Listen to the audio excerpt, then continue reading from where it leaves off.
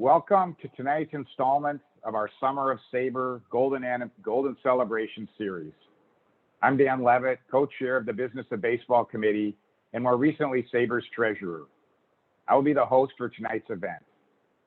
The program this evening is around baseball labor relations. With baseball's collective bargaining agreement up for negotiation this offseason, this topic is particularly relevant. Our first panel is on the upcoming 2021 collective bargaining negotiation. We have two excellent panelists. I will introduce them, and then they will take over the discussion. Glenn Wong. Glenn Wong is an attorney, professor, arbitrator, and author. In 2017, he was named Executive Director of ASU's Allen Bud Selig Sports Law and Business Program at the Sandra Day O'Connor College of Law, which remains his present role. Glenn has worked as an attorney and/or arbitrator with various organizations, including the National Football League, Major League Baseball, the Court of Arbitration for Sport, the American Arbitration Association, and PGA of America. Anthony Gonella. Anthony is a recent graduate of Arizona State University's Allen Bud Selig Sports Law and Business Program at Sandra Day O'Connor College of Law. Anthony will remain at the College of Law this upcoming fall semester to begin the pursuit of his Juris Doctorate degree, where he will graduate with the class of 2024. Glenn, on to you. Great, Dan. Thank you very much. Good evening, everybody. It's really a pleasure to be here, and thank you for taking the time to be in our audience tonight. I do have to say, I hope that everyone had a chance to watch the Field of Dreams game last night. That was so terrific for baseball. I also want to thank Dan and also Scott Carter and Scott Bush from SABR. I think it's terrific. It's a terrific organization, and really appreciate what they're doing in terms of not only this program, but what they've done throughout their history. And it's my understanding that this is the 50th anniversary of SABR. So that's really a terrific accomplishment. I have one quick story before I start. In the late 1980s, I was invited to my first interaction with SABR. I was invited to speak to a local chapter in Springfield, Massachusetts. I think it's the Rabbit Marinville chapter. The reason I was asked is that at the time I was serving as a salary arbitrator for Major League Baseball, and I had a case, for those who might know history, a fairly, I would say, interesting character, a pitcher by the name of Dennis Boyd, who was also known as Oil Can Boyd. And I had his arbitration decision decided that in the 1980s and mid-1980s. And at that time, for those who know the salary arbitration process, there were not three arbitrators. There was only one arbitrator. So what happened is that I rendered a decision in that case, and the people at the SABR local chapter invited me to speak because they were very interested about taking an inside look at the salary arbitration process. So it's been very interesting to watch as this field has developed, and certainly I'm always interested in collective bargaining negotiations.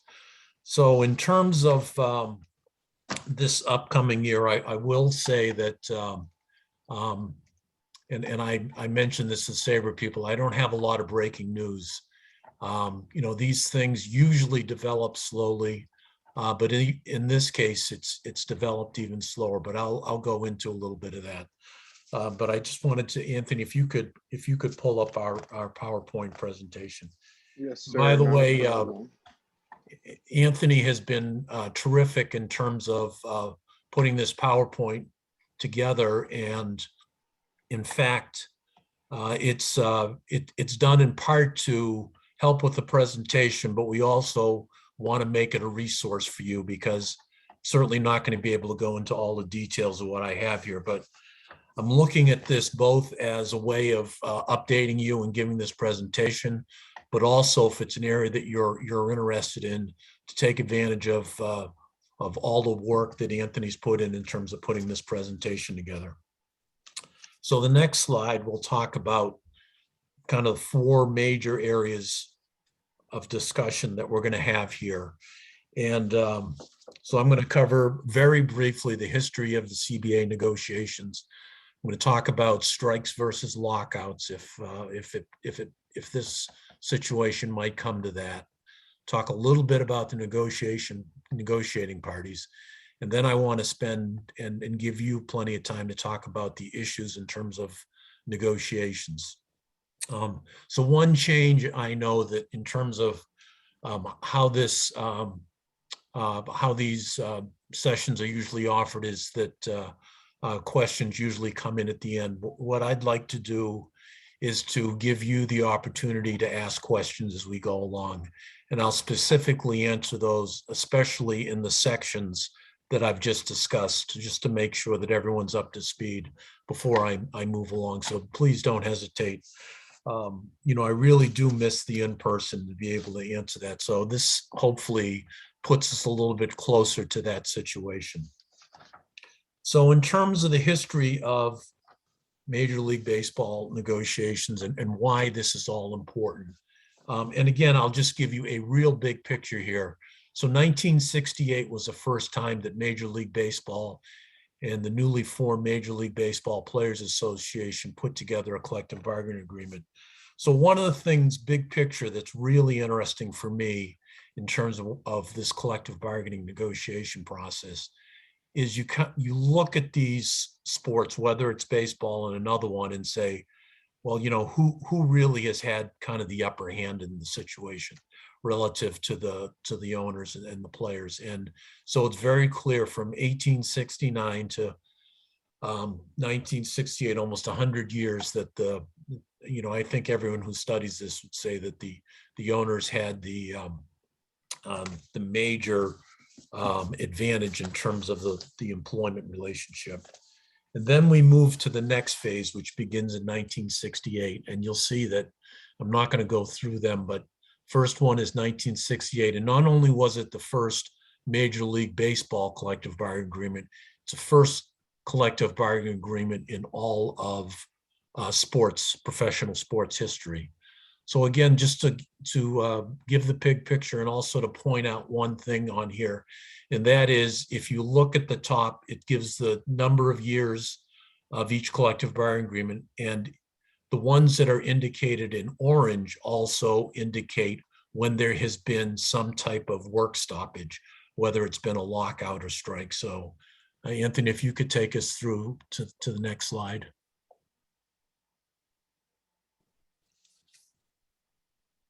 Okay, so you see here that there's still labor strife through 94, 95. And then Anthony, just if you could go through the next one, please. Okay, so you see now that it's actually starting in 2003, that there is a period of time where there's no labor strife. Mm-hmm. So Anthony, if you go to the next one then. Okay, which takes us to the current agreement, which is 2017 and now. So big picture, what I'd like to give to you is that there is a long period of time, 1869 to 1968, which the owners were really in a power position. And then in 68 to 95 was a period where the union comes in, the first one in sports. They had a lot of hard work to do. They litigated, they fought, they came together, and they went to, what is when you look at the entire labor industry, an unusual situation with strikes and lockouts, but it was something that was done very effectively by the union, and it was done to try to equal the playing field, so to speak. So what happens then in 95 is that, and I guess you could say this, from 95 to 2021, so 26 years now, there's been no labor strife. And in fact, I think you could say at what most people who study this would say that, beginning in 95, it was a more equal relationship between the union and management. In fact, some people think that the union had the upper hand Now, so what's happened now, and one of the things that leads into 2021 is the fact that management over these last period of time, and especially the 2017 collective bargaining agreement, some would say now that management the pendulum has swung back to management. And just as one indicator of that is that for the first time since 1985, the average Major League Baseball salary has gone down. So for the last 3 years, the Major League Baseball average salaries have gone down. So that, to some extent, is why, there's at least a possibility that the union will take a more stringent stand in terms of its negotiations. And so that's what makes this very, very interesting, and something I want to follow, and I hope you will also. So let me just pause and ask Anthony, have there been any questions that have come in? Let's see if I can pull up the question box. May have to write more. That's the chat. Don't want the chat. Oh. I want the Q&A. I currently don't see any. Okay, that's fine. Okay. So here's what's going to happen is that on December 1st, the current collective bargaining agreement expires. That one went from 2017 to 2021. So I want you to put your thinking hats on, and so think about this. And here's what one of the things that I test my students with and try to make things interesting for them. I'm just curious for you to think about what's going to happen now at the end of the season. So the choices are, will there be a strike? Will there be a lockout? Or will they continue on?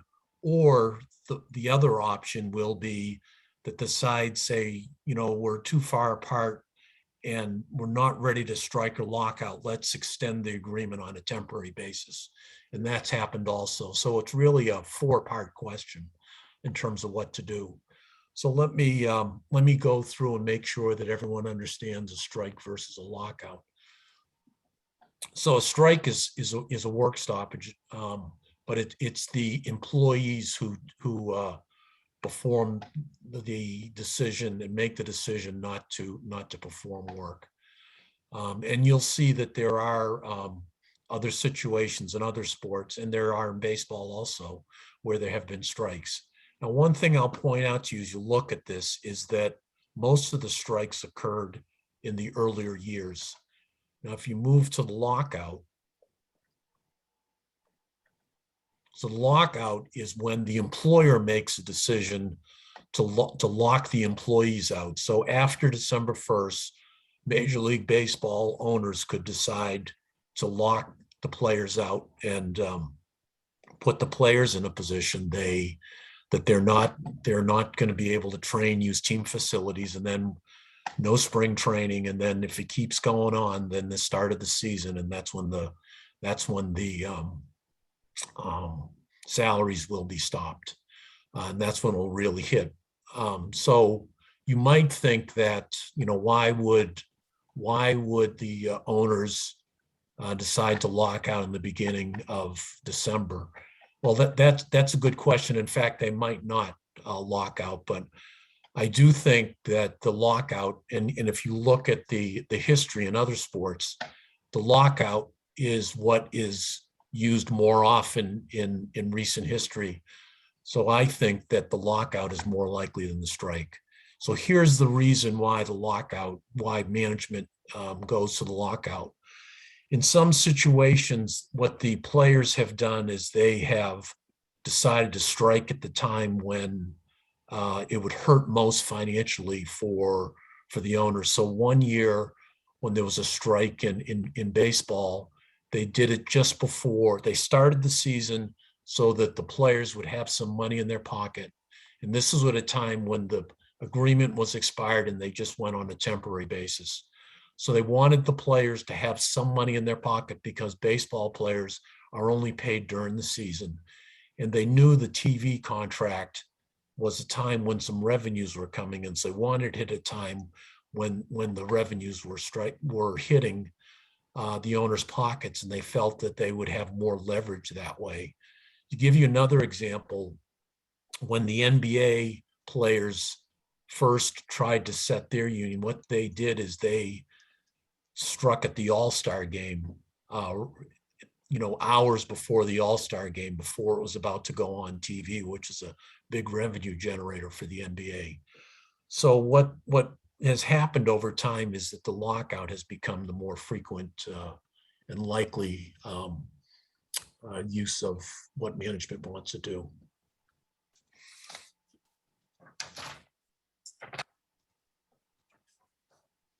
Okay, the other important thing to look at, and it's also very interesting. Let me talk about the negotiating parties. Certainly Tony Clark is the executive director, and he's going to call the shots, as well as on the other side for the teams in Major League Baseball, Rob Manfred. But in fact, some of the key parties, and I don't have them listed here, but some of the key parties will be other people that are going to handle the primary negotiations for the team. So my understanding is, and I'm looking at reports, I don't have any inside information on that, but I've understood that Dan Halem, who's a deputy commissioner, is going to play a key role in terms of the Major League Baseball side. And on the Players Association, it's fairly interesting because they use outside counsel. And in 2017, the Players Association replaced their general counsel and lead negotiator, who was Rick Shapiro, who negotiated the previous agreements, 3 or 4 agreements with Major League Baseball, and was labor peace. So some are interpreting the change in the lead negotiator, who's Bruce Meyer, to be someone that maybe take a stronger stance on things. And the other interesting thing is that some speculate that, or not speculate, some are wondering whether Meyer's close association with Scott Boras might be an interesting side issue with that. Although I will say that Myers denied that, which I understand. So anyways, the other groups, there'll be several others who are involved in the negotiations. And the key also then will be player involvement and team involvement.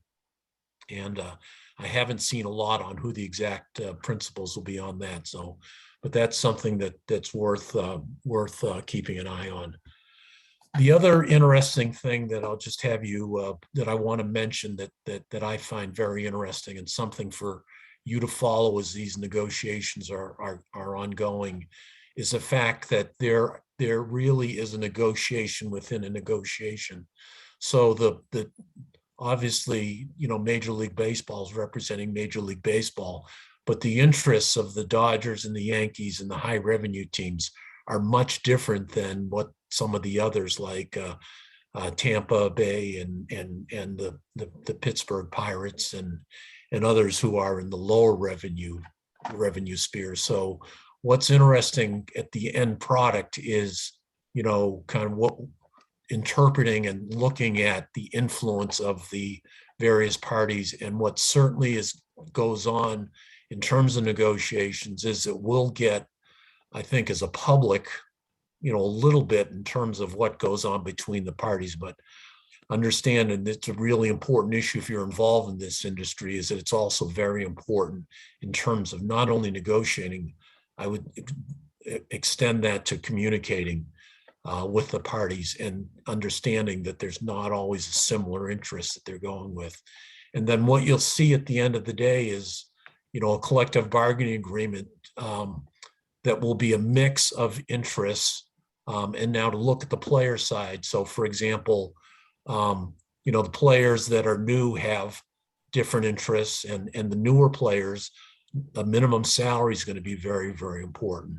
For the veterans and the superstars, then it's going to be very interesting for them in terms of salary arbitration and free agency. And I think you'll see, and what's happened in the past is that usually both of them will be addressed, because what the sides want to do and what the union is very interested in, because there's going to be a vote of all of the union members, is to make sure that there's enough in that agreement relative to the terms and conditions of employment, as well as the changes, is to make sure they have enough support of the union. So that's the other part of it. So let me pause again and see if there's any questions before moving on. I don't see any, Professor. Okay. Okay, that's I fine. think we got one that popped up. Let me see if I can, it might be small. Here we go. All right, Professor. In previous CBAs, minor league players have not been accounted for in the discussions. With MLB now owning the minor leagues, do you believe it is likely minor league pay will be a topic of negotiation this upcoming CBA? The Players Association is just the major league players. So I don't think directly it's going to be a part of this negotiations. Another question I have, Professor, if you want to take it, is sure. Okay, thanks for all the questions. I appreciate it. Yeah, there you go. We were hoping they'd come throughout. How much impact do you expect agents to have versus prior negotiations? So I'm assuming he's just talking about player agents. I think that's a great question, and that's also part of the negotiation with the negotiation, and that is certain agents have theoretically more influence, or are they all the same? So, there's also a time, generally what happens, and I don't know what's happening here, but generally what happens is the Players Association will meet with the players. They'll meet in groups. The executive committee will be very important. There'll also be meetings with the agents. So they want to certainly get the agents' input, not only for their expertise in terms of dealing with some of these issues, but knowing that the agents are very influential over the players and can, in best case scenario, help the players get up to speed on the issues so that they understand what's going on. And that goes back to the communications, because if the communications are not good, and if the players are either voting because they don't understand the issues, or they're not paying attention, then that's not a good outcome. It doesn't give the executive director a good chance to really fairly gauge the interests of the players, and that's ultimately what he wants to do. I believe the last one before moving on is kind of just when do negotiations begin? And I'm assuming the answer is kind of ongoing, but I'll let you handle that as well. Hey, whoever raised that, it's a perfect question. It was exactly where I was going to go next. That's a perfect question. So let me give you the range of, there's some agreements, and I think the National Football League, most recent one, it was done early. This one has not been done early. In fact, if you look at this, it is fairly late in terms of negotiations. And part of that is a very significant reason for that. And the reason for that is the pandemic, because what happened last year is that as a result of the pandemic, there was, as everyone I'm sure knows, is there had to be substantial changes in terms of the number of games and salary and DH and various issues. So what happened is that instead of focusing on the new collective bargaining agreement, the parties, when there's a change in conditions that is relevant to the terms and conditions of employment, they have to negotiate them. So what the parties ended up doing this past year was to spend all of the time they had on figuring out the 20 and 21 seasons.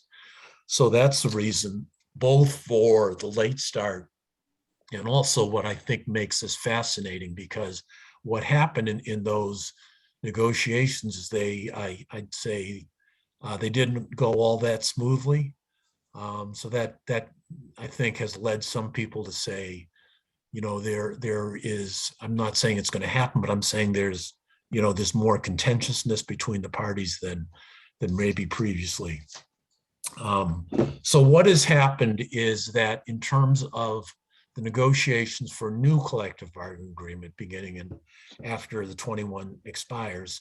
There was some initial conversations between the parties in April, and then nothing. I have not seen anything reported since then.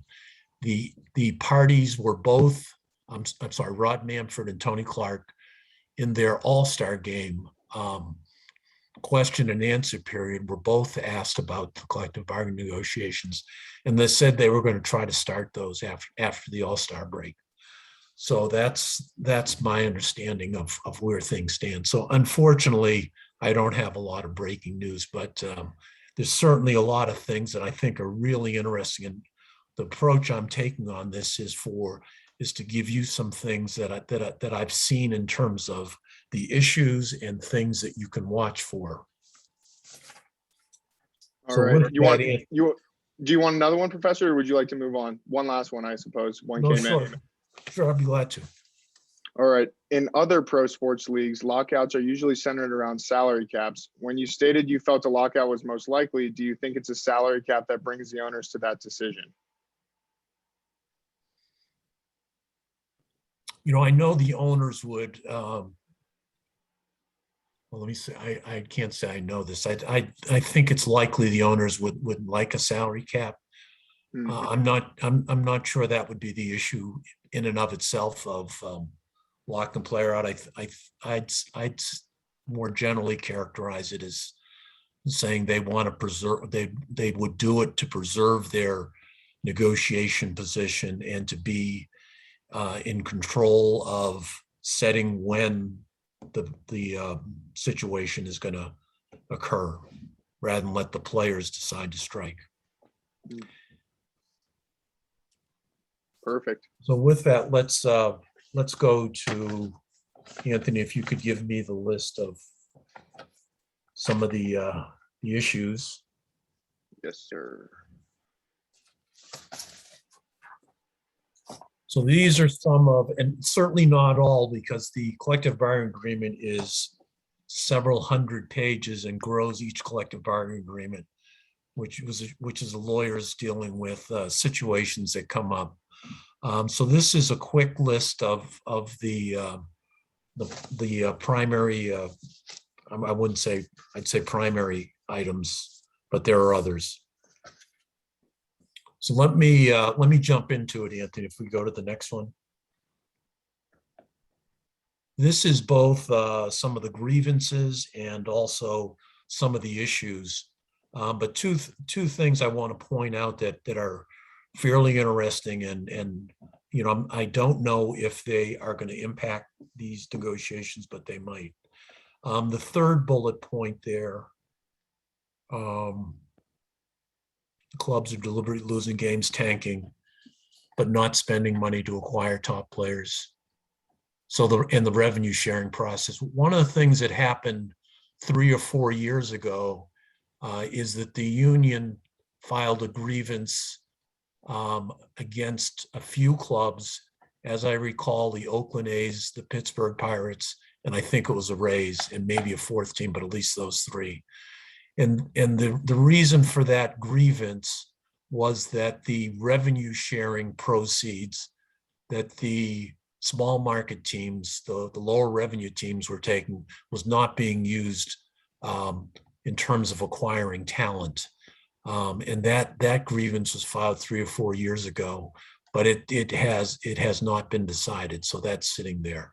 But it does highlight one of the issues that the union, I know, is bringing to the table, or could bring to the table this year.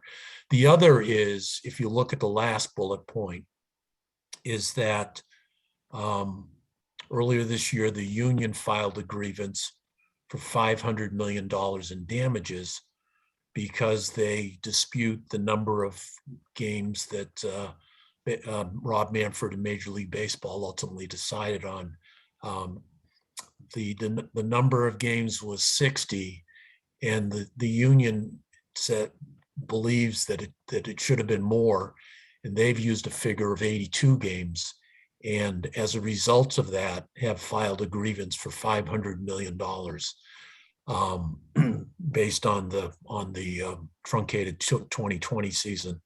The Major League Baseball has responded and filed a counter grievance on that. And I don't have the details of that. I haven't seen anything reported on that. So with the backdrop of these two grievances, and also as some are thinking that this is an indication of the contentiousness between the parties, that just adds to kind of some of the considerations going on in this collective bargaining negotiation. Now, if you could move, the other bullet points I'm covering here is that some of the issues, and I think I'll go through these relatively quickly, leave some time for questions in terms of what the interests of the audience are. And I've made a reference to this as minimum salary increase and caps, which is the question that that was asked before. So baseball does not have a salary cap, but the other sports do. So what baseball has done instead is to use a luxury tax. So I think all of those will be on the table. I think that the union has taken a very strong position on the hard cap. So I wouldn't expect them to change that, but those are potential issues and very important issues. And to give you an idea, for example, of the minimum salary cap and what's happened with Major League Baseball over the years, is that first agreement that we mentioned that started in 1968, the Players Association had to significantly increase the minimum salary. They got it all the way up to $10,000 from $6,000. So significant percentage increase, but it shows you how much this game has grown in terms of the money that's been brought in. So the most recent 2021 season, the minimum salary was $570,000. Okay, let's move to the next one. All right, salary arbitration, and this one I know has gotten a lot of media coverage, and I think that, I mean, if I'm thinking that this is going to be a high priority item for the union. So there is both the mechanics of salary arbitration and the process. And salary arbitration players are players who are not under a multi-year contract, who have 3 to 6 years of major league service. In addition to that, there are what are called Super Twos, so that there are a certain percentage, 18% of the players with 2 years major league service with the most service time who are also eligible for salary arbitration. So that's the background on that. So what has happened over the years is that there has been negotiations over when players are eligible for salary arbitration. So in fact, at one time, it was 3 years and the union wanted 2. And in fact, it was a settled negotiation, which is why you have Super Twos. So one of the things that the Players Association, I think, will be looking for is to move that so that players are eligible for salary arbitration earlier. The other part of this, which is not directly salary arbitration, but they'd actually like free agency to start earlier. And the other issue is service time. Well, what the Players Association says is service time manipulation, and what that relates to is holding on bringing players up to the major league level and keeping them at the minor leagues for a longer period of time, so that they either start their clock ticking towards salary arbitration, or they're, for example, not eligible to be a Super Two, so they will not start the player at the start of a season and bring them up later, so that they don't qualify for Super Two status. So that's one of the situations where they are saying that Major League Baseball is not really adhering to what the salary arbitration process is, and artificially keeping players in the minor league level so they're not accumulating their service time.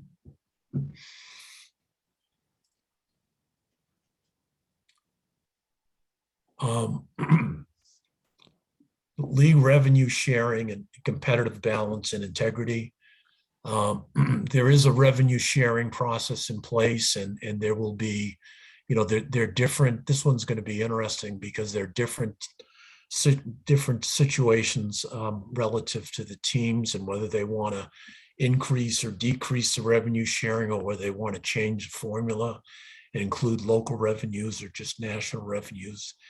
And certainly the other issue with revenue sharing is that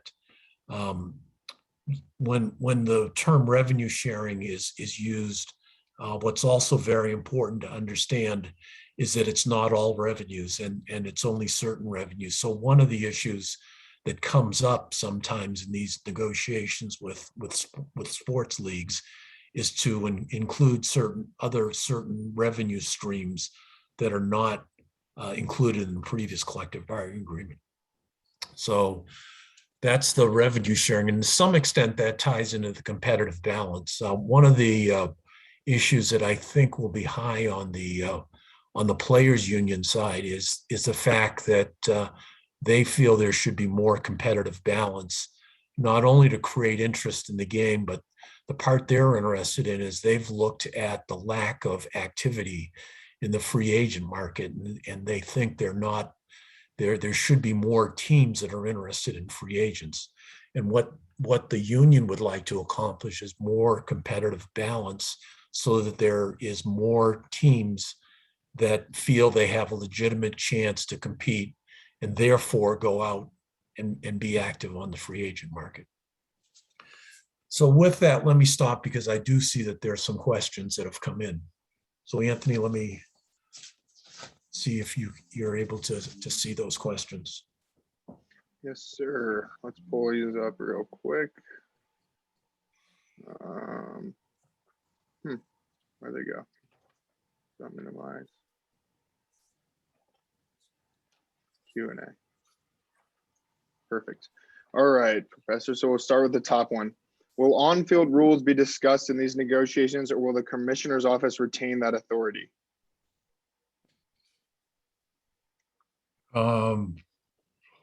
If you could move a couple slides down. Yes. Backwards or forwards? Forwards. The National League designator here. Yes. Perfect. That's so these are examples of rules that are considered part of the terms and conditions of employment. And as a result of that, these are issues that are going to be bargained over. So to give you an example why it falls under terms and conditions of employment, because for example, the 7-inning doubleheader means that they're not playing as much and not working. So that changes the working conditions.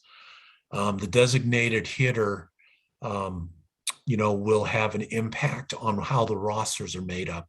So this one becomes interesting in terms of, if you take the designator hitter out, it's going to impact certain members of the union differently than other members of the union. So that's going to end up being part of the collective bargaining negotiations. Another question is regarding what you mentioned with the salary arbitration manipulation, their service time manipulation, and it basically saying, do you think that the players will have a stronghold regarding that time period because free agency is so watered down and it's kind of diluted market once they get there? Because this person is saying that they have seen in the media that's been a major source of player disgruntlement regarding the salary arbitration time. Could you repeat that question? I want to make sure I answer this right. Yeah, no problem. Basically, do you think that players will hold out for the shortening period of team control before free agency? Do you think it'll be a major issue? You elaborated on it a little bit earlier, but basically they're saying that they've seen this as a major source of disgruntlement since owners have been seemingly playing the system by delaying the time clock so that players don't reach free agency until they're a little older. Kind of similar to that cost player basis. Yeah, that's a good question, and I think there's going to be a number of players who would prefer to have free agency earlier. Mm-hmm. I mean, the salary arbitration does give the players market value, but the downside of the salary arbitration system is that it's only a 1-year contract, And I think that if the players have an opportunity to go to free agency earlier, then you're looking at the possibility of multi-year contracts.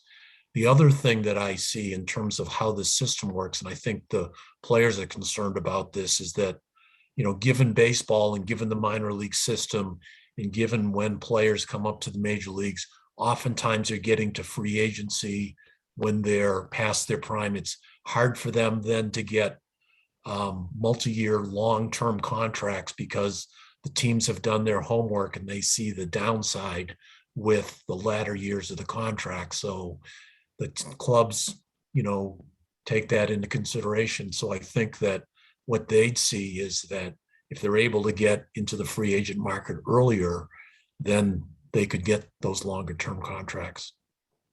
Absolutely. A following question is, if clubs are not spending the revenue sharing funds for acquiring top tier talent, what are they spending it on?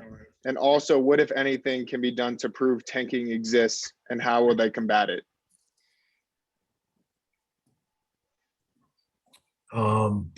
Those are two good questions. Let me answer the second one. I think that when you get into the issue of tanking, that is, I'll put my arbitrator's hat on. It's very subjective, and I think that it's going to be very hard to prove. So I think the solution to these kinds of things is to come up with a system that is going to deal with these things on an objective basis. So, for example, I think one of the things that has been suggested in terms of salary arbitration and the service time manipulation is that, instead of trying to, figure out a system of, who decides when a player is really ready, is to in fact say, okay, we understand that, but, let's move the whole system to start earlier, and deal with it that way.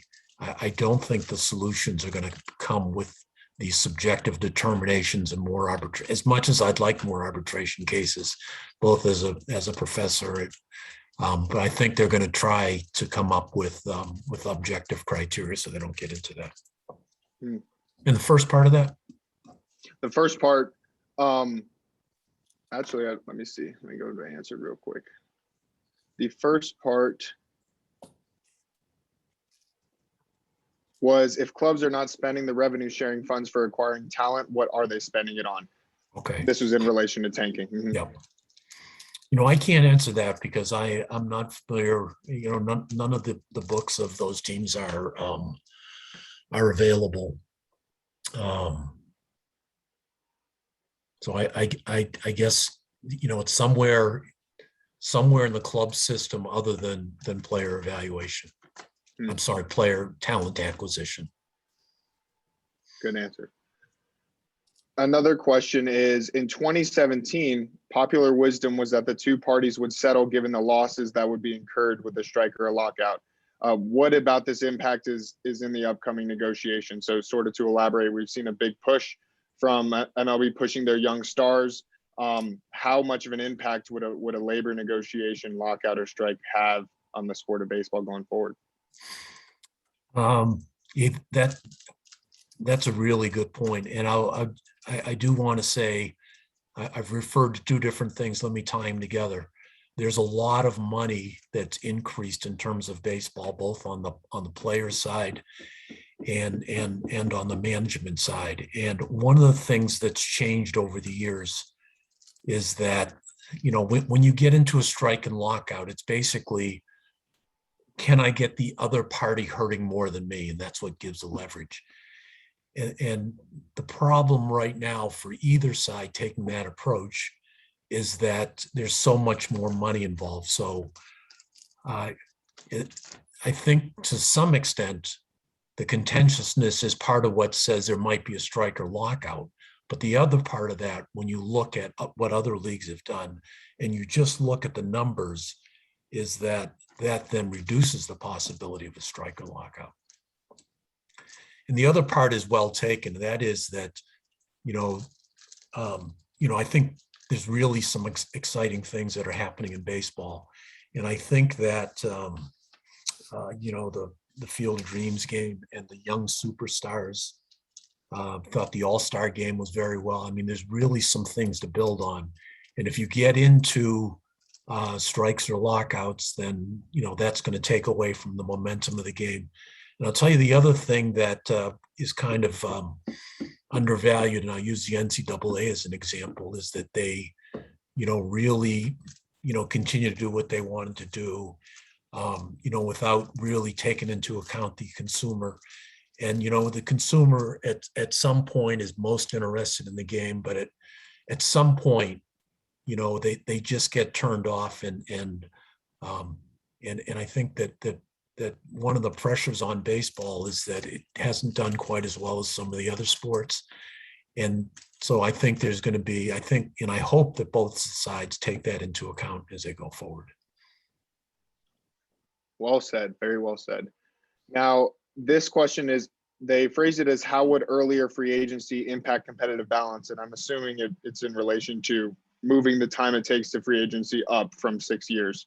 What is your take on that? Well, hopefully, if the other parts come through, that it will help competitive balance. But part of it's revenue sharing, but this also leads me into one of the other issues I haven't talked about, and that is what's interesting is the tax and how the tax is structured. And just as a way of comparison to look at what baseball does and what the NBA does, the tax, there's two different tax levels in basketball. And when you get to the second tax level, then it becomes very, very onerous. So for example, a team that wants to sign a player when they're above the hard cap at $5 million, I've seen some figures saying that with the tax, those players will cost $35 million. So that's much more onerous. And while it's not a hard cap, and it's not the tax that you see now in baseball, that is a way, if they decide to try to come to something in between, that it might be something they may consider. All right, last one. Do you think baseball should use a draft lottery like the NBA to discourage tanking? That's a good question. Let me just think about it I do think it'd be a good idea. I mean, it's created its own show and its own program, but it also has had the effect of people of the teams really maybe not having the same, let me put it this way, not having the same incentive to go to the bottom. And in fact, what the NBA has done is they still have a lottery, but it's I'd say more weighted to the teams that have done poor. So I think there is a way to match both is still, and I think the overall concept is, which I think is a good one, is to try to help those teams that have not finished well. And you can come up with a balance. Great. Perfect. That's all the questions that you have, Professor. Do you want to talk a little bit about the expanded postseason or drug testing before we go? We have about 10 minutes left. Sure. All right. We'll touch on it a little bit. So expanded postseason is something that Major League Baseball would very much like, and the union at this time is a little bit hesitant. They're concerned about expanded postseason having a reduction, being a disincentive to sign free agents. So that's where the sides are. I know that baseball is very rooted in its tradition. I know from Bud Selig, who is very involved with our ASU program. He talks quite a bit about how difficult it was to change and expand postseason from the ownership perspective.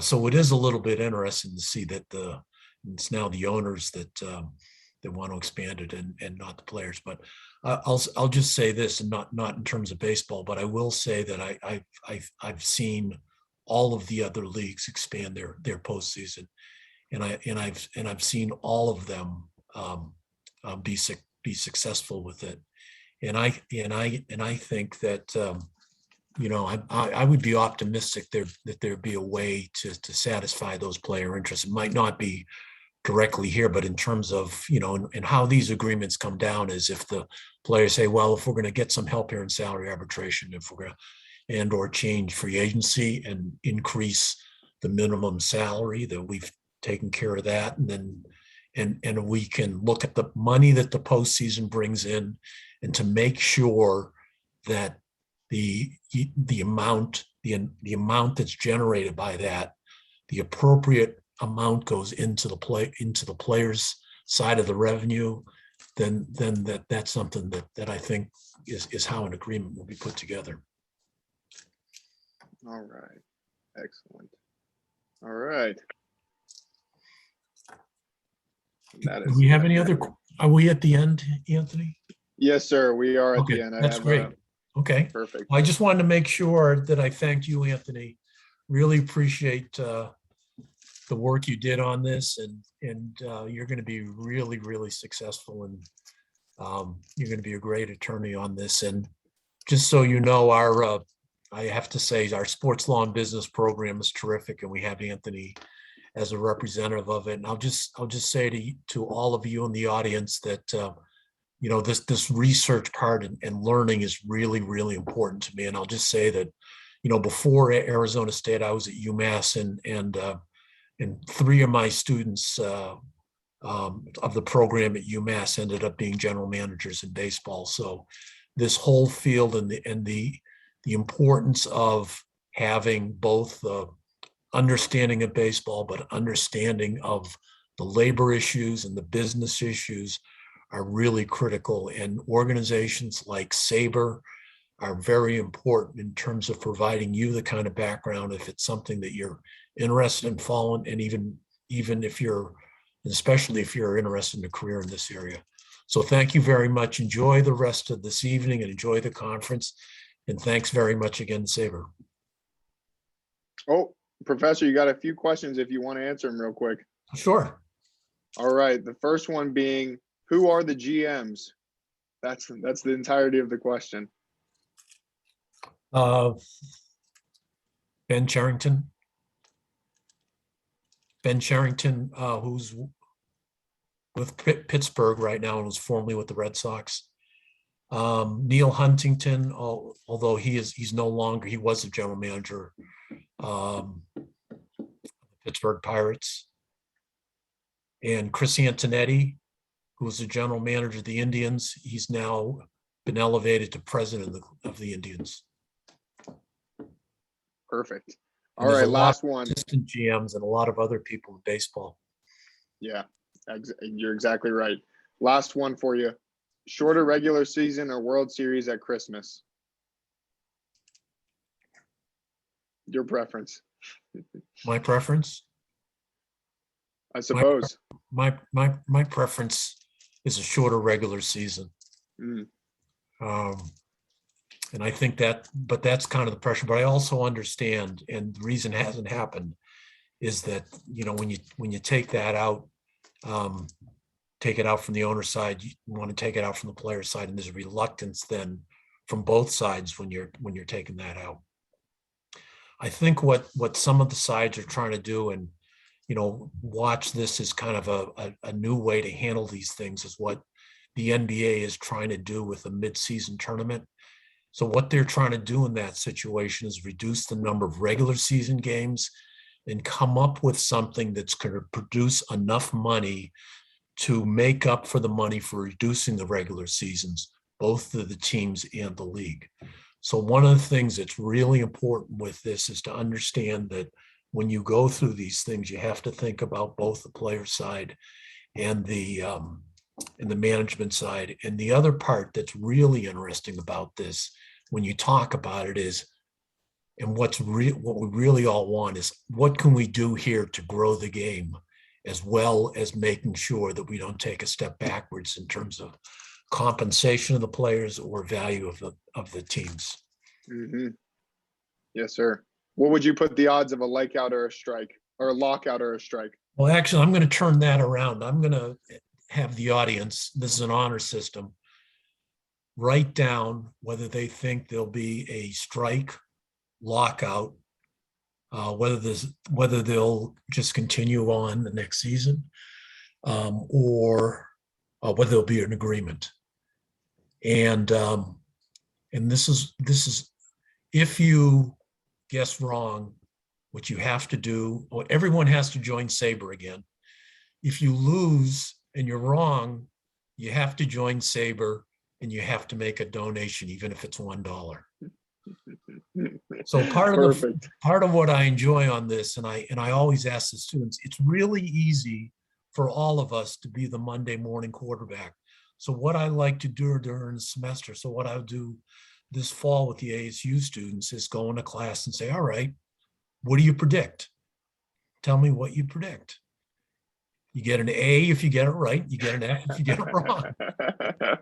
I wish we all knew. It's gonna be tough.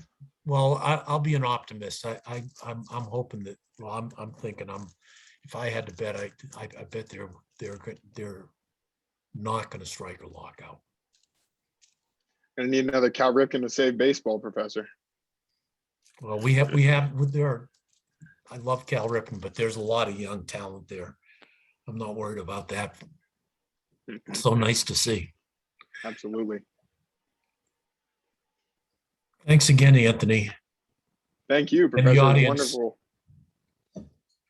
Yeah, thank you for everyone. Take care, everyone. Hey, Dan, thank you. We good? Thank you. That was terrific. It looks like there will be a lot to follow over the next several months. This should be a fun off season. Absolutely. That's what sports wants. No off season. Right. Yeah. Well, on to our next panel. Our next panel is on Curt Flood's Hall of Fame case. We are fortunate to have leading this panel Anton DeBura and AJ Stork. After I introduce them, they will take over the discussion.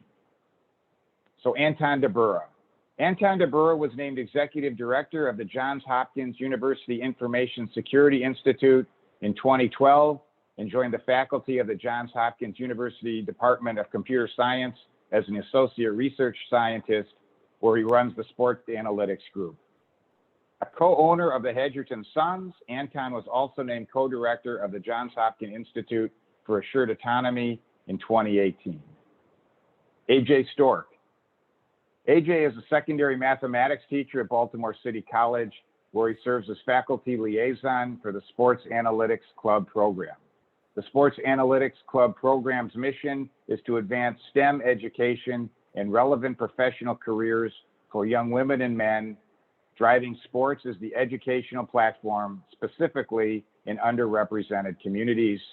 And with that, Anton and AJ, I'll turn it over to you guys. Thank you, Dan, and thanks to everyone for having us here this evening. I'm going to just describe the program that we're part of, and I just completed my first year. This was my first project, and it was an amazing experience. My only regret is that because of the pandemic, I wasn't able to meet AJ and the students in person, but I hope to do that one day. The Sports Analytics Club program that this project was a part of is really to advance data science education and career development through sports analytics. And one of the co-founders, Ben Shields, is quoted that it's not even about pursuing a career in sports. It's really about having students get excited about data analytics skills and STEM through the study of sports, and then they can apply their skills to a wide field of studies. A little bit about the history. It was founded in 2017 by Robert Clayton, who is a former dean of the Tulane Law School, and also by MIT Sloan faculty member Ben Shields and NBA executive Ed Tapscott. and with the mission to advance data science education in the United States and promote professional careers in data science and related fields for underrepresented youth. With a vision of developing a national network of high school sports analytics clubs in partnership with universities and professional sports data scientists. Here's a timeline. There was an ESPN documentary called Defy the Odds that you might want to check out, talking about the success of the pilot club. And there are currently about 23 clubs, and the Sports Analytics Club's program is also working with corporations developing partnerships to continue their expansion. You can see, I think this is a great slide because as a result of these projects, you can see the results of students, the majority of students more likely to consider a career in STEM, which is amazing. 96% of the students that participated have a more favorable attitude towards statistics, and everybody that was surveyed had a terrific experience as part of the club. So the mechanism, and you can see here where the current clubs are located.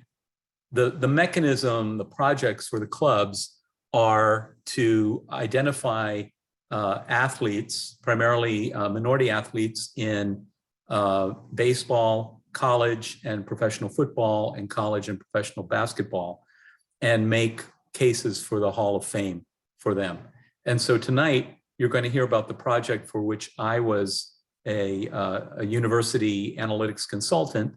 And this was a project led by AJ Stork at Baltimore City College. And this is the Hall of Fame case for Curt Flood. So now I'm going to turn it over to AJ and his students. Thank you. Great. Thanks, Anton. Can everyone hear me? So my name's AJ Stork, and I'm the STEM teacher advisor for the Sports Analytics Club at Baltimore City College.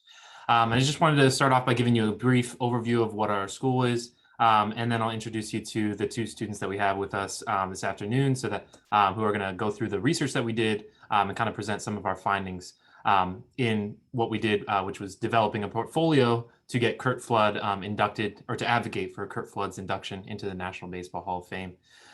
So just as a basic overview, our school is the International Baccalaureate, or IB World School for Baltimore City Public Schools.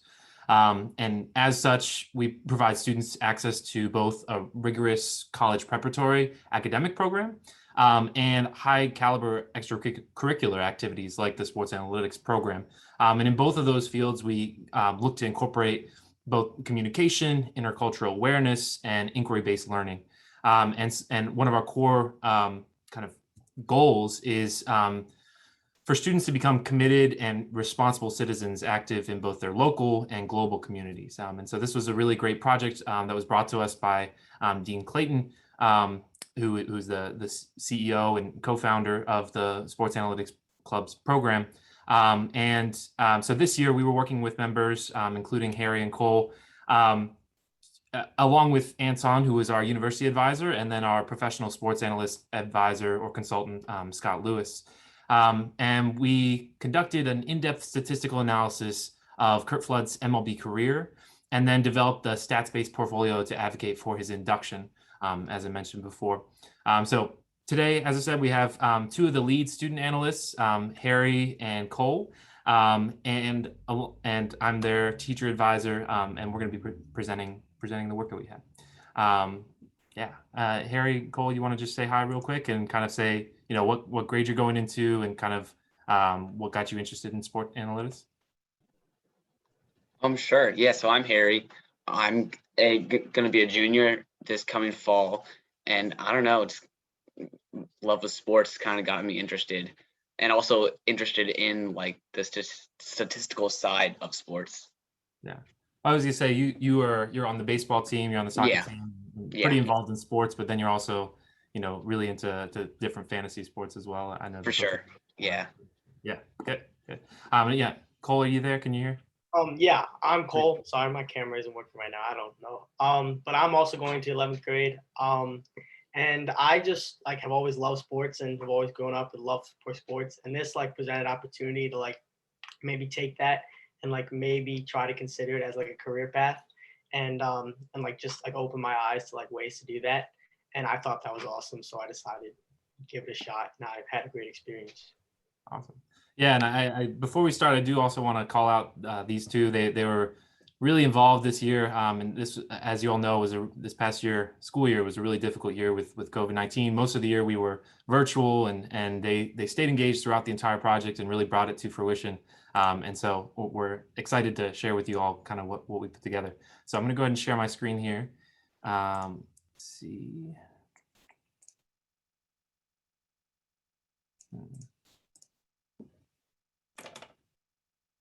See if I can do this. There we go. Can we see that? Okay, cool. I think Harry, did you want to Yeah. start off with? All right, go ahead. Yeah, sure. So in this presentation, we're going to look at Curt Flood's achievements both on and off the field to advocate for his induction into the National Baseball Hall of Fame. We're going to provide comparisons of Flood to players that are already in the Hall of Fame, as well as the other top players of the 1960s era in which Flood played. Together, we will make a clear case for why Curt Flood is Hall of Fame material. And although it will not be the main focus of this presentation, what some consider to be Flood's most impressive and influential fact is his advocacy for free agency in the MLB, and what began in 1969 when he denied a trade from himself going to the Phillies from the St. Louis Cardinals, and ultimately led to the removal of the reserve clause, which had a massive impact on not only the MLB, but also all other sports, all modern professional sports and free agency. Yeah, Curt Charles Flood, born January 18th, 1938, and passed away January 20th of 1997, born and raised in Oakland, California.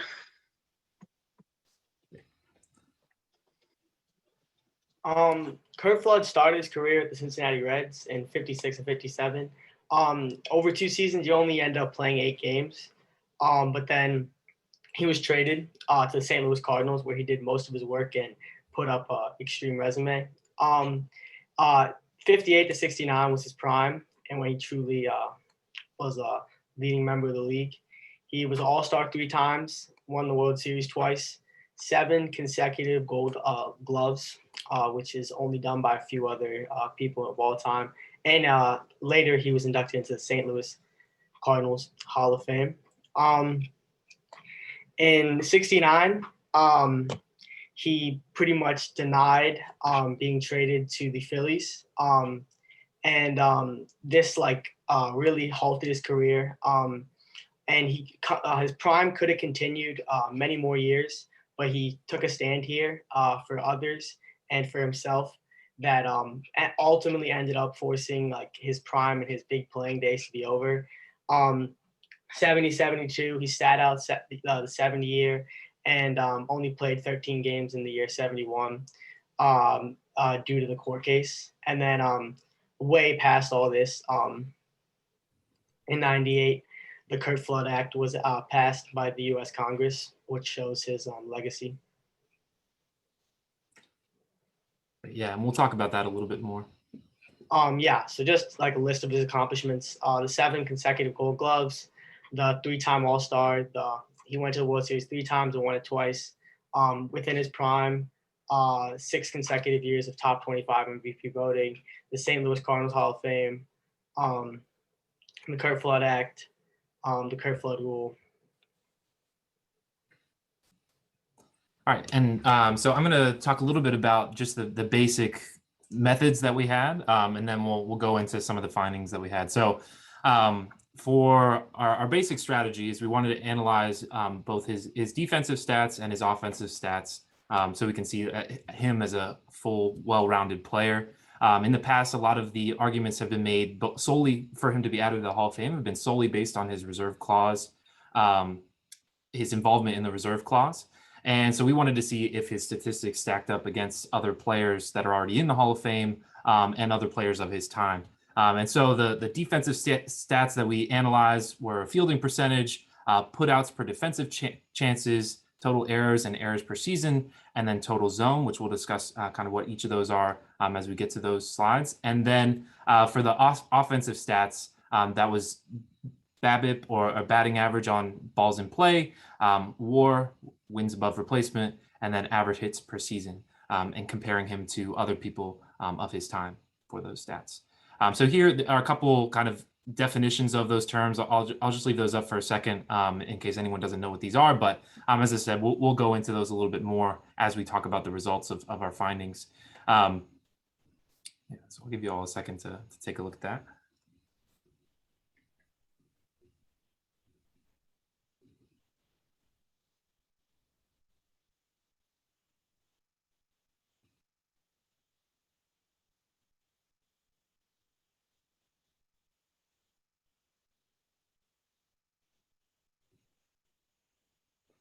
Okay, and then for offensive statistics, just in case anyone doesn't know these terms.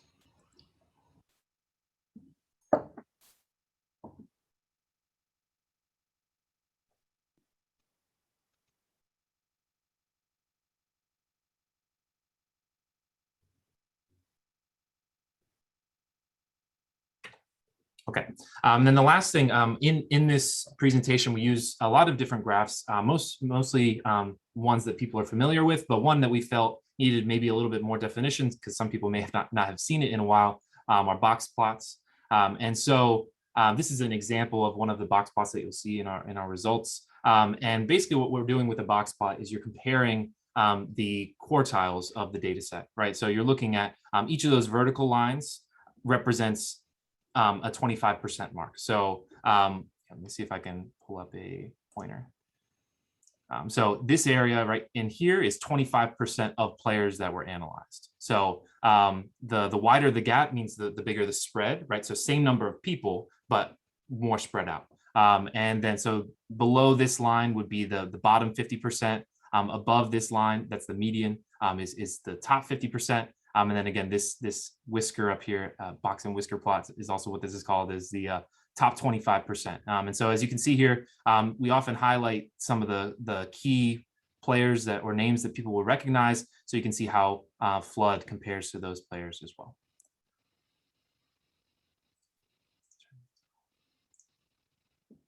Okay. All right, yeah, so when looking at his defensive statistics, we compared him to current Hall of Fame center fielders because he played at a caliber at, and for the most part, above the majority of these Hall of Fame center fielders. One of Flood's good friends, Bob Gibson, actually said that that Flood was pretty much just second to only Willie Mays when it came to fielding a fly ball. So yeah, he was really, and as we can see by these statistics that we'll go into, he was an elite outfielder. Yeah, so this first box plot, we look at his fielding percentage, his career fielding percentage, and he is of these players of Richie. I won't name him, but he is second when in comparison to Hall of Fame center fielders in fielding percentage, and he is first when it comes to putouts per defensive chances when compared to the 20 Hall of Fame center fielders.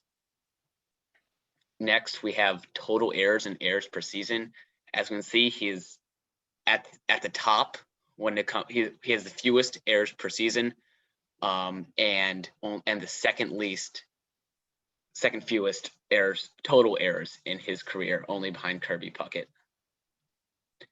And now we can analyze his completeness as an outfielder with total zone, which combines arms, double plays, and the types of hits that are fielded. And we can look with this chart on the left, you can see kind of what the caliber or what the groupings are with the ratings, and we can see that Flood is at the very top when it comes to average total zone, only second in his class of Hall of Fame center fielders. And then with seasons of a total zone rating of 15 plus, Flood is once again only trailing Willie Mays in that category. Moving to his offensive stats, many have seen this as his weakness, but when comparing himself to the top 20 center fielders during his era, he actually put up very confident and strong numbers, which you will see.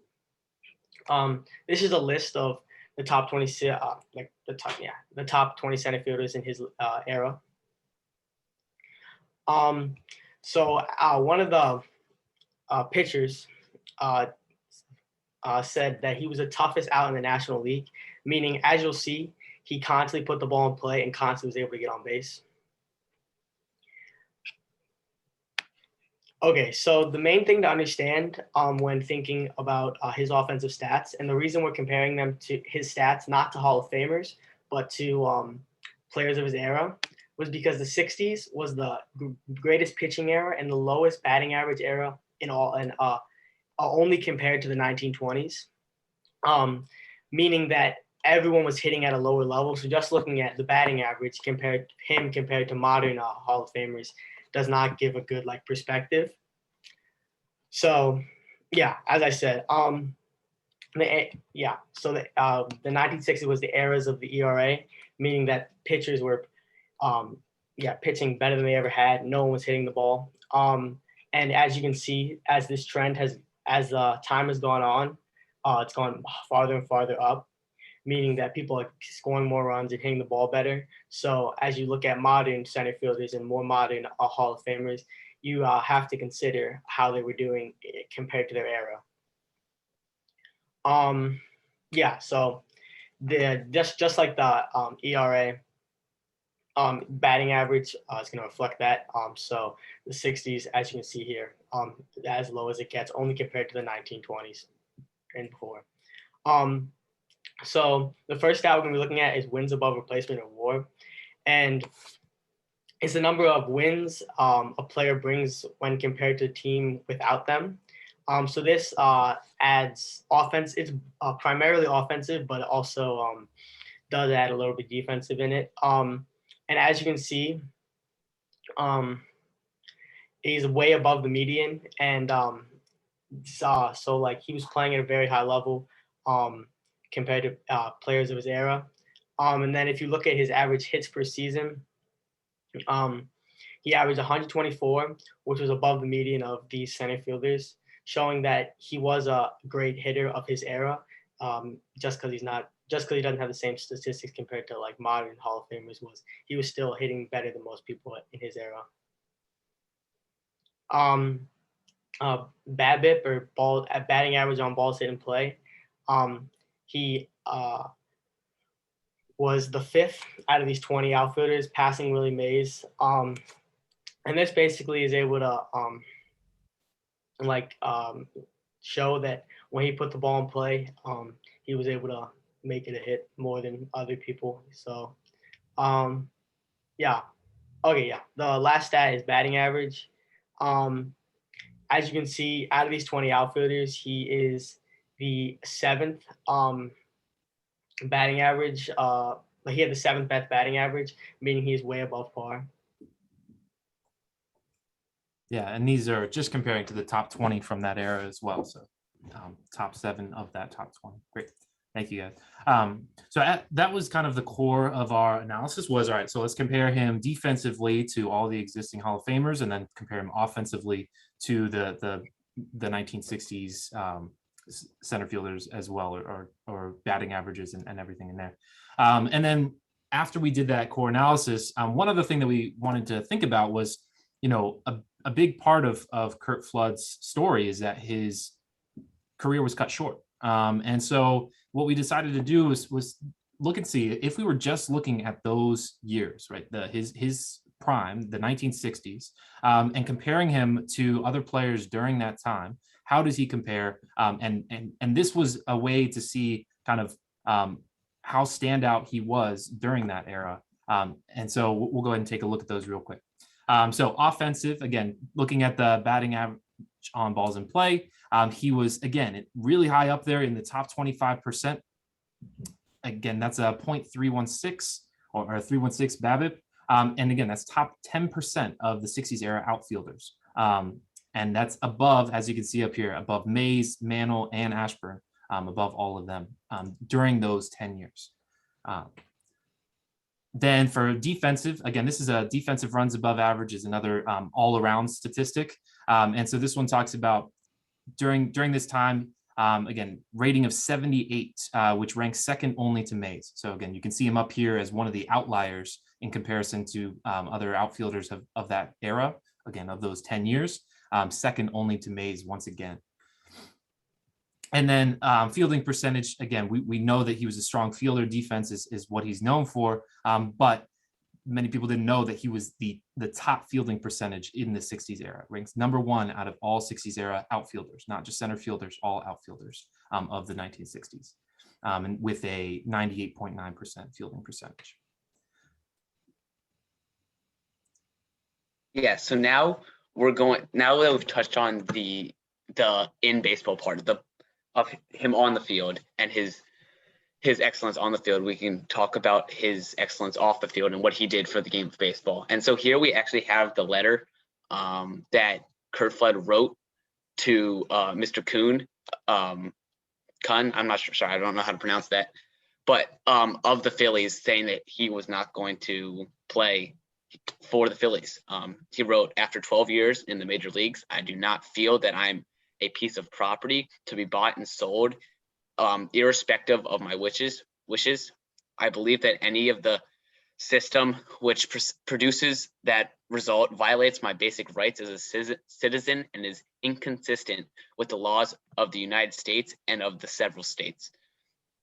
It is my desire to play baseball in 1970, and I am capable of playing. I've received a contract offer from the Philadelphia club, but I believe I have the right to consider offers from other clubs before making any decisions. I therefore request that you make known to all major league clubs my feelings in this matter and advise them of any of my availability for the 1970 season."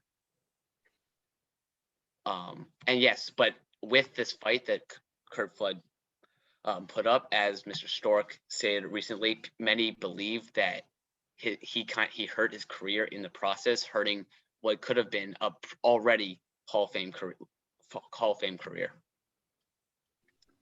And so basically, what Curt Flood was fighting was the reserve clause, which was a clause in a player's contract that gave the team extensive control over the player after the amateur draft.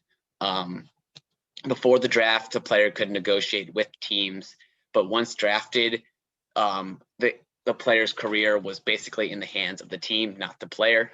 The system was implemented in the late 1800s and was the standard for up until the 1960s, when Curt Flood challenged it in his 1969 court case, which eventually reached the Supreme Court. Ultimately, Flood would lose this case with the support of the MLBPA, but this momentum that was gathered during his fight was not lost, and eventually in 1976 the reserve clause was edited to accommodate the players' wants and needs, and finally more than 20 years later the Curt Flood Act was signed by President Clinton, revoking baseball's antitrust status.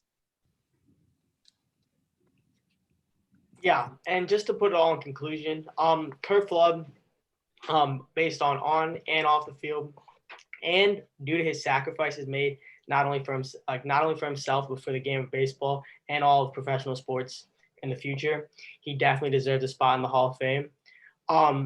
And yeah, like as you've seen, we were able to make the argument that not just because of the reserve clause, but because of his on the field achievements and the reserve clause, he deserves to be in the Hall of Fame. Defensively, as you saw, he's one of the best to ever do it. Again, with 70 consecutive Gold Gloves, and one of the best fielding percentages of all time. Offensively, Flood was able to hold his own and overachieve the average center fielder and good center fielder of his era, of a low hitting era.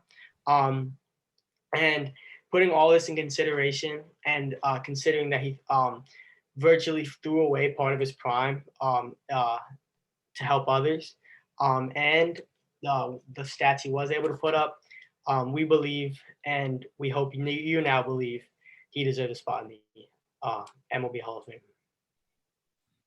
Great. Thanks, Harry and Cole. So I just want to take a second to, again, applaud Harry and Cole for their really hard work on this. They were two of our lead student analysts. This is a list of all the students that were involved at different points throughout the school year. But as we said, it was a difficult school year last year. And so, but Harry and Cole stayed with it and brought this to fruition. So I definitely want to acknowledge their hard work again and in making this a reality. The next thing is I want to thank Anton, who's you heard from earlier. He was our university advisor from Johns Hopkins, and he was really helpful in developing kind of the methods that we would go through and giving recommendations about what stats to look at, as well as our sports analytics advisor, Scott Lewis, who also helped in that planning process. And then, of course, thanking Robert Clayton, CEO and co-founder of the Sports Analytics Club program, for bringing this project to us and working with us to help students learn a lot about sports analytics through a project that could really add Curt Flood to the Hall of Fame. As you see, we were able to develop a pretty strong argument for it. And based on what we've heard, this is one of the first stats-based arguments for getting Curt Flood into the Baseball Hall of Fame. And so we're pretty optimistic about that. And we'd love to hear any questions that you all have and see if there's anything that we can answer for you, anything that we can't answer, maybe hopefully Anton can answer. And yeah, it was great sharing our work with you all. Good, I can stop sharing here. There we go.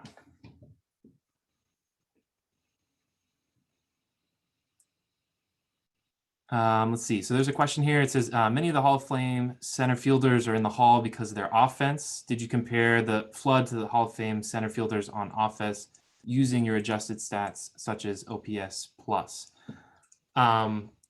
So I might need some help with this question from Anton, but one of the things that we recognized as we were doing this is that in comparison to a lot of the Hall of Fame players,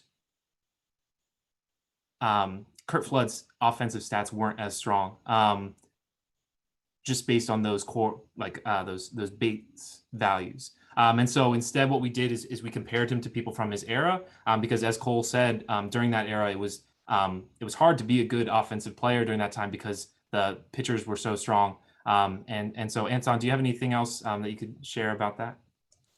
Again, the question was, go ahead. Yeah, I think that most of the players who were primarily center fielders who were in the Hall of Fame, well, a lot of them were just tremendous athletes, but they did have strong offensive numbers, and the list is readily available, and it is very impressive. So, but of course, historically, offensive numbers and statistics are easier to come by. And so we really wanted to look at a more complete picture because of Curt Flood's prowess defensively. And also because, of course, we don't have StatCast and today's measurement tools available. So it was a bit of a challenge, but we also feel that that's one of the primary reasons that Curt Flood was overlooked for the Hall of Fame, because it's just so easy to focus on offense, especially in the days when you basically had the box score. All right, so there's another question here. It says, have you thought about finding Hall of Fame members who had shortened careers? His defense was the best. Yeah, we agree. His defense was the best. That wasn't something that we looked at. I'm not sure. I think we had discussed it a little bit. Anton, do you remember about other players who had shortened careers? One of the things that we had considered was doing projections, comparing him to other players, and we just ran out of time. But that was something that we were also considering doing as well. Yeah, I don't remember. Yeah, I think it's a good question. We could also look into it and try to match up other center fielders with shortened careers, but of course they would be from different eras and so forth. So there are numerous dimensions that have to be matched up. I remember Tony Conigliaro, an outfielder. I can't remember if he was a center fielder or not, but of course he comes to mind with the tragic accident that cut his career short. So, but that's something we could also look at. Yeah, definitely. Next question says, given the focus on underserved communities, have you given consideration to focus on underrepresented players in the Hall, namely Negro League players? So this project was brought to us as a focus on Curt Flood, and so we that was our main focus in this. But we did recognize that was one thing we recognized was that even the Negro players that were in the Hall of Fame, there were the lack of stats for them. It was hard to include them in the analysis because there's a lack of stats and also lack of representation. And so, yeah, I think that would be a great addition in looking to see if there are other Negro League players that deserve to be added to the Hall of Fame. I think would be a worthwhile investigation for sure. All right, the next one, had students heard of Curt Flood before this project? Yeah, good question. Maybe Harry and Cole, could you answer that? Yeah, sure. I had heard of Curt Flood, but I had heard about him. I didn't know about the reserve clause or that kind of work. I just knew he was a baseball player on the Cardinals. I think I had his era wrong too. I thought he was from like the 90s, but yeah. And then it was the second part of that question, and Cole, you can answer yours as well. Sorry, I didn't see it before. Is after doing this research, what do you think of his courage in standing against the reserve clause, and kind of how is that? How do you think of him now? I have a lot of respect for him. Leaving a professional sport, which was at that or is a very stable source of like money and fame and such, to go do something which was completely outside the box, had not really been done before. So yeah, lots of respect for that.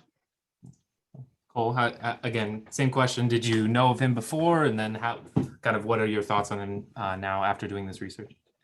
Yeah, to me, like the coolest part of this project was I had no clue who he was before, but my dad, I sent it to my dad right after we finished, and my dad relayed it to my grandpa, and my grandpa lived in St. Louis during his time, and he like came to me and was like, that was my idol, like he was the best player I'd ever watched, like I went to watch his games and he was the best I've ever seen.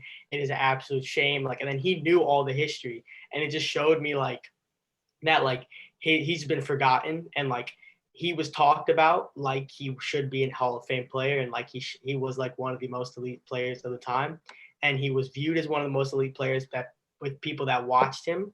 But so like, and he was like overthrown, and so like that was really cool to me to like see that perspective, and like see the perspective of somebody like that was watching him, because at the end of the day, like there's no better like data than watching somebody play. Yeah, I just have a lot of respect for him, and I just think it was like a really like interesting and like selfless decision. I would say to me, I think that especially what the group at Baltimore City College has done it's really confirmed, hopefully for the committee that's considering the Curt Flood case, that a vote for Curt Flood into the Hall of Fame is certainly justifiable. I think that they can, with a decision to elect Curt Flood to the Hall of Fame, I think it's absolutely the right decision. It's an absolutely defensible decision, and they should be able to hold their heads high by including Curt Flood in the Baseball Hall of Fame. Definitely. All right, so that's all the questions that we had. So I'm not sure, should we still have about, well, we're going until 8:45, so we still have a couple minutes left. Anton, was there anything else that you wanted to share about the project, or anything? I know that you were, throughout the project, Anton was sharing a lot of different articles and things about Curt Flood and media and different things that we didn't necessarily include in this, but really informed our understanding of Curt Flood and how much of an impact he had on not only baseball, but professional sports overall. Yeah, I would say thank you, Anthony. I would say that for this audience,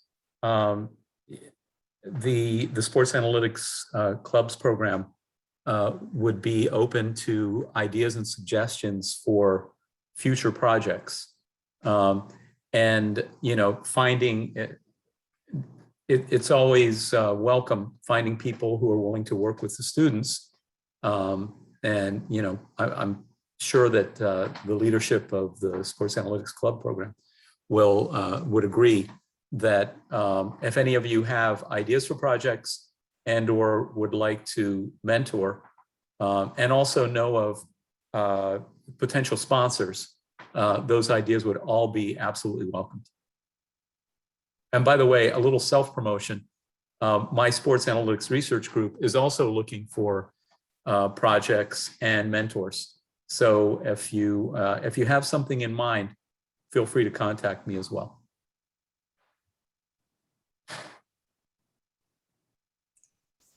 Great.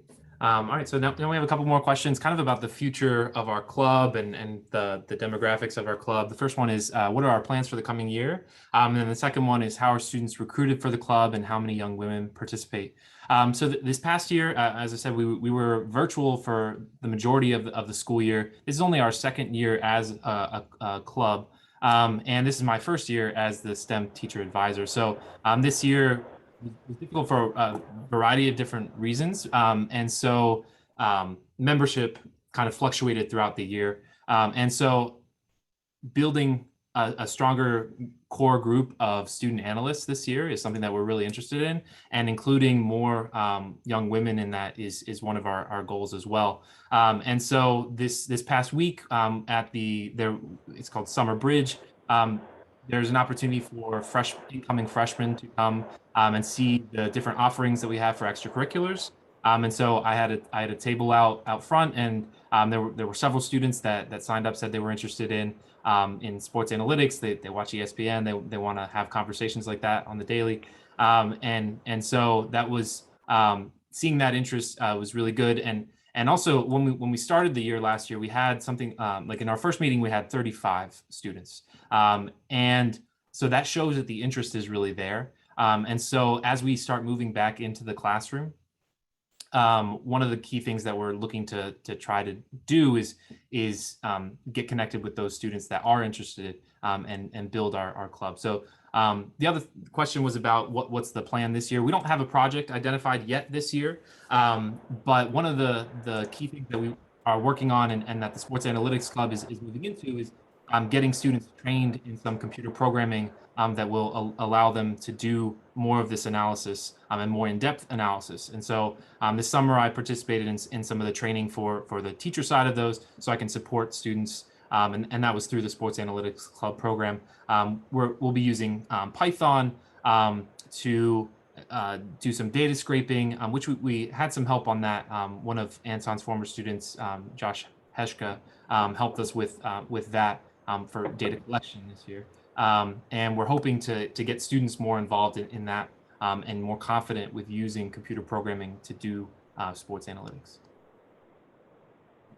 Well, thank you. That was really well done. There's a whole lot of interesting and enlightening and in-depth information there for us to chew on.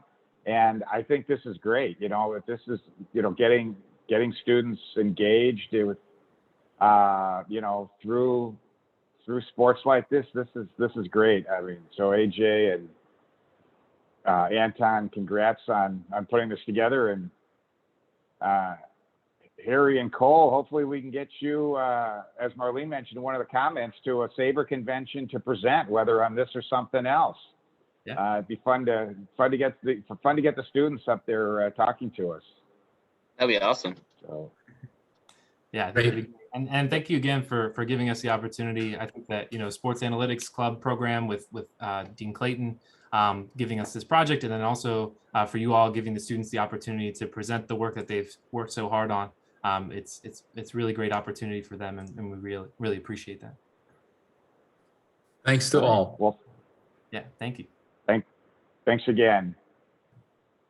Our last panel of our baseball labor relations program is on the history of the reserve clause. Not only is it a surprisingly fascinating topic, but we have three great and knowledgeable panelists to help us through.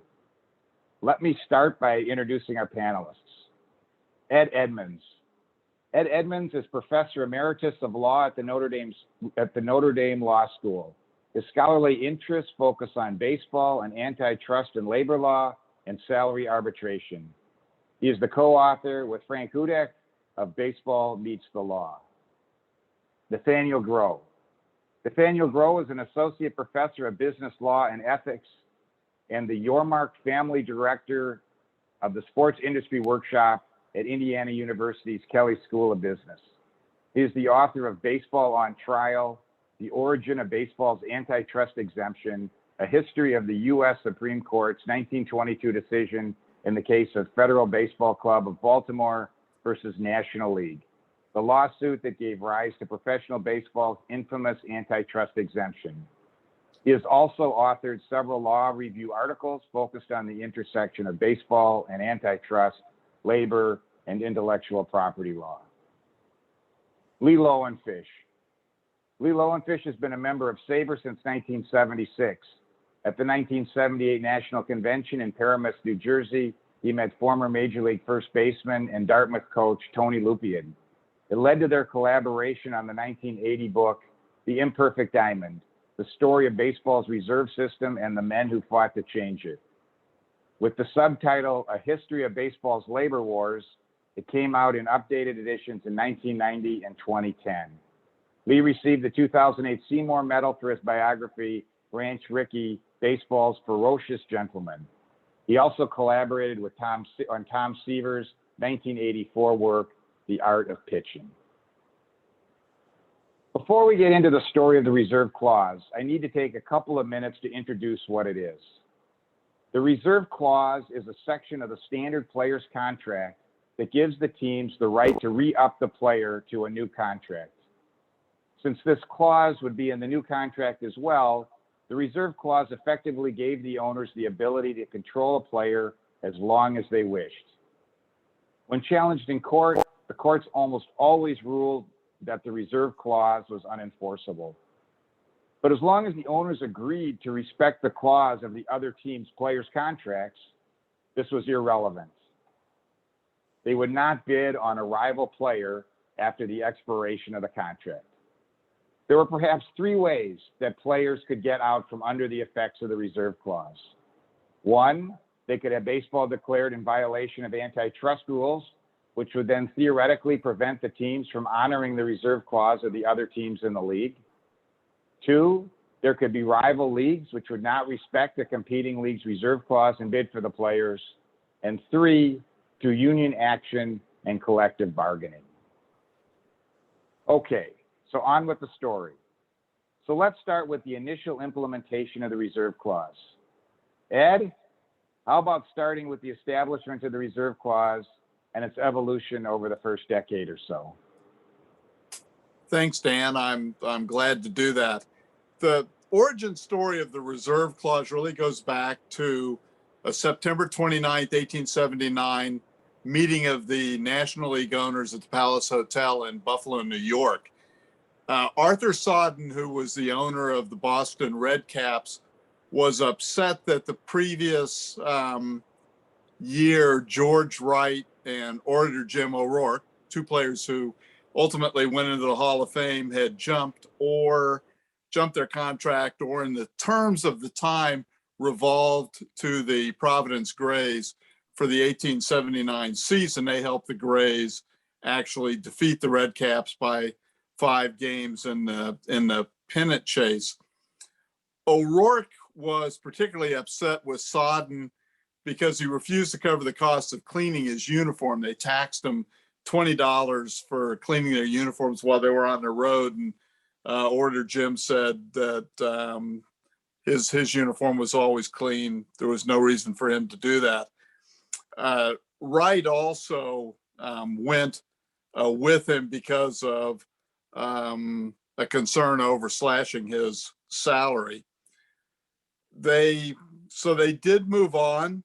At the meeting at the Palace Hotel, Sodden convinced the other owners that they could reserve 5 players per year, and that this was supposed to be a secret agreement, but it quickly found its way into the press, and you can find the list of players who were reserved. So O'Rourke actually went back in 1880 to Boston. Providence had not reserved him that first year.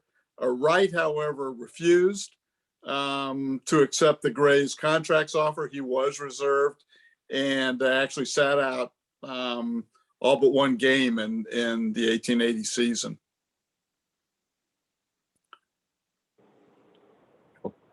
Thank you. And that, of course, expanded quickly to more players over the next decade or so. Lee, obviously, in response to this, the players fought back by forming a union and Well, it was a ultimately the whole brotherhood. league in 1890. Right. Well, The brotherhood. go back a little earlier. John Montgomery Ward is a player born 1860 in Bellefonte, Pennsylvania, died on a golfing trip in Augusta in 1925, had a full life. And he really talks to us in the 21st century, because Ward was a very talented player. He threw a perfect game when he was 18 for Providence, which was then in the National League. Then he hurt his arm, and he came back as a shortstop and became a shortstop for the New York Giants. In fact, he was such a star on the New York Giants in the 1980s. Supposedly, we don't know exactly, but his great play may have been, though he wasn't a very tall man, why they were called the Giants. And Ward's second wife told Lee Allen, the first baseball historian at the Hall of Fame, that the Polo Grounds was named after his dog Polo. Now, I don't know if either one of those stories are true, but it gives you an idea of how eminent a man John Montgomery Ward was. And while he was playing ball, he also went to Columbia as both a political scientist and a law student. And in 1885, he led a group called the Brotherhood of Professional Ball Players. And this was a response to the reservation, but also a need for the players to communicate on what the owners were doing to them. And in 1887, he wrote an article for the Lippincott's magazine in Philadelphia, which was a real highbrow magazine at the time. And he talked about the reserve as a fugitive slave law. This is 20 years after the end of the Civil War. And here's this ball player referring to the reserve as a fugitive slave law. And he also gives this wonderful, pithy, the reserve rule takes the manager or owner by the throat and keeps his hands off his neighbor's enterprise. And by 1889, Ward is organizing the players to form their own league in 1890. What makes this such a fascinating story is that he gets word of a lot of the stuff going on while he's with the arch capitalist of the National League, Albert Spalding. They're on an around the world tour, thinking they can bring baseball love to all over the world, including the pyramids. And he decides to stay on the trip, but comes back. And then by the middle of 1889, it's clear that the Players League is going to go head to head with the National League and also the American Association in 1890. And it doesn't, they actually outdraw the National League, but they don't have the business sense. And Ward himself is he's not the greatest leader of those who are not as bright as him. And by 1890, the league is folded, and all of them, including Ward, get back into the National League, which will become a 12-team monopoly. And that leads to the American League getting parity in the early 20th century. Briefly, one of the great stories in writing this book, when it came out in 1980, I'm an Oriole fan, and I brought the book to the Oriole spring training, and I gave it to the press officer to give to Earl Weaver, because Earl Weaver had spoken out for the players during the build-up to the strike in 80-81. The next day, I see Weaver, and I ask him, "Did you get my book?" And he says, "Broken diamond," because the cover of the book had a broken diamond, the player owner wore. And he starts quoting my book to Cal Ripken Sr. about how Connie Mack and Clark Griffiths had both been in the Players League in 1890. And he's saying, "Can you believe Mack and Griffiths were in a union?" So this gives you a sense of how deep this rift goes and how ironic a lot of it is. Thanks. Great story. Any other comments from anybody else? Good, Nathaniel, I'll get to you next then.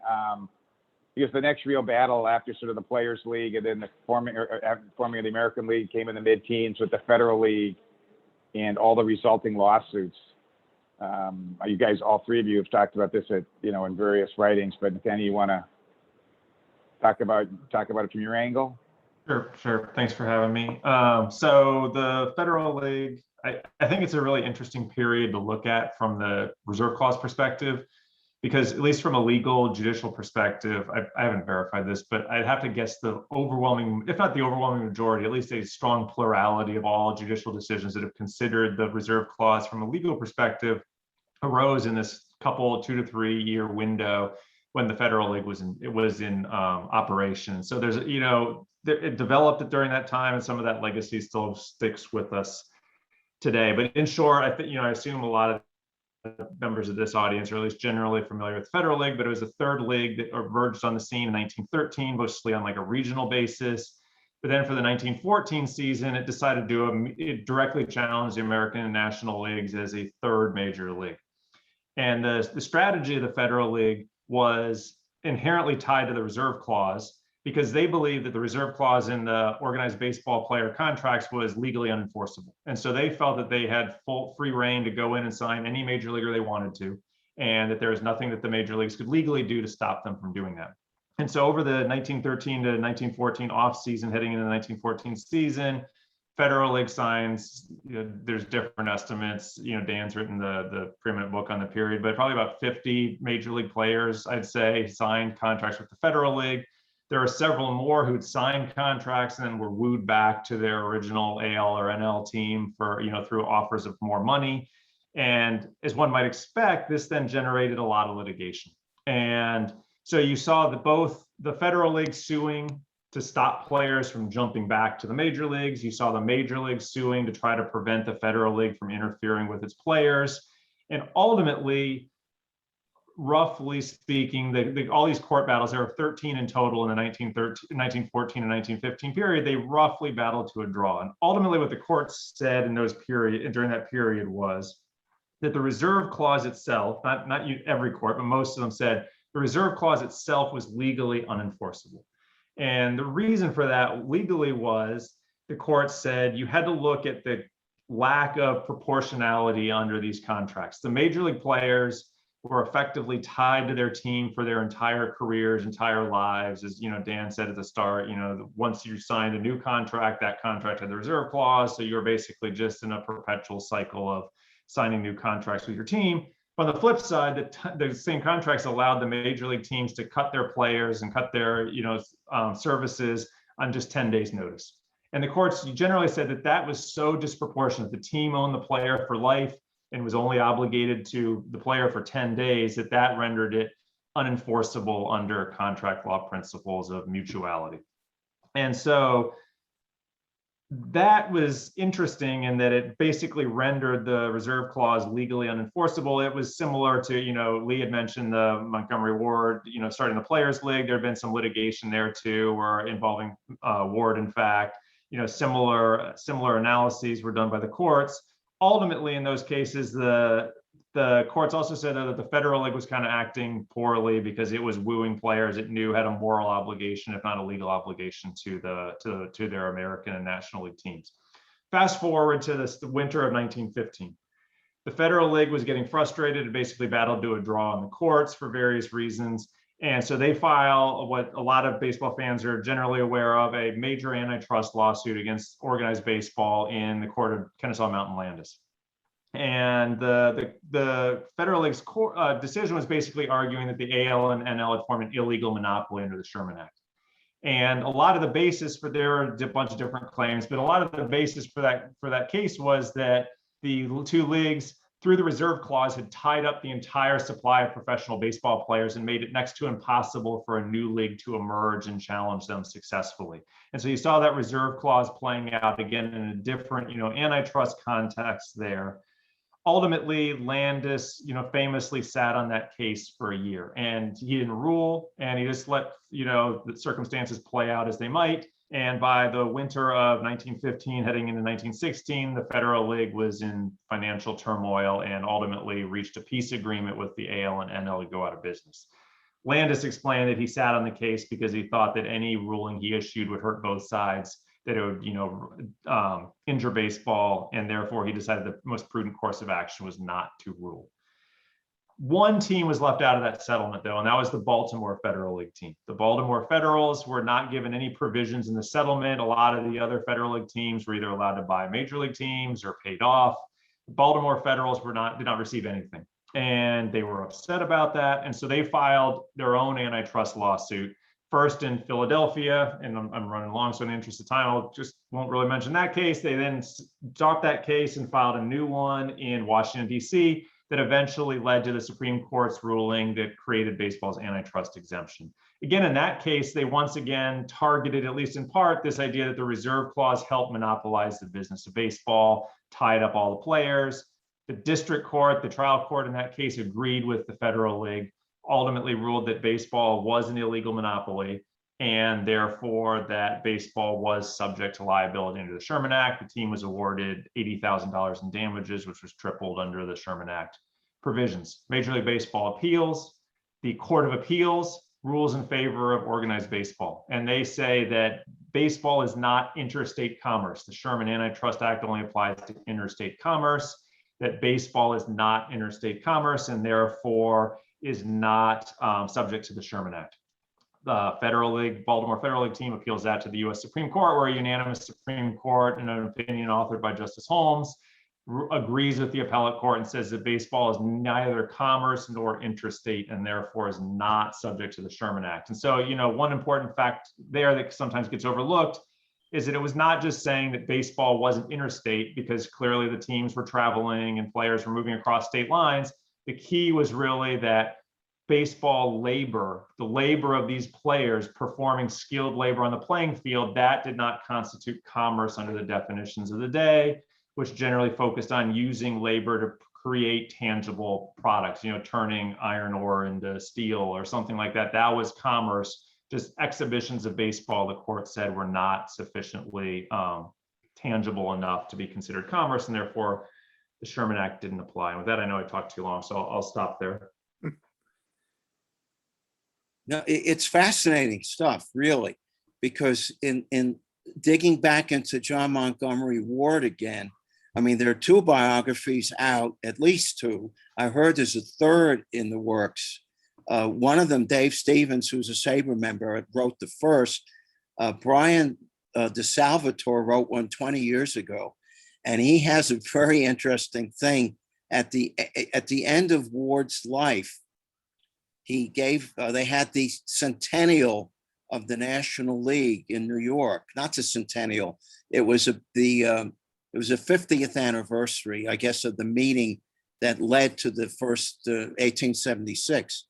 And Ward got up and said, he looked back on the Players League and said, we wouldn't have formed that league if they weren't trying to classify us and put us under their thumb to the point where they would make some players who were scrubs, clean the ballpark out and put a salary freeze on.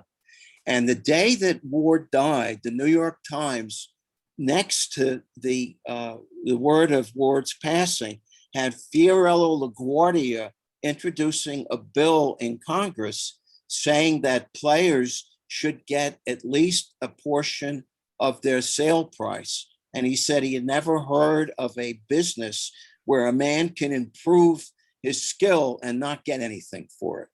So it's fascinating because, when I was doing this book 40 years ago, nothing really happens until after World War II. That's how much the control of Landis was, and the fact that the players thought that they, if they spoke out, they'd be in podunk.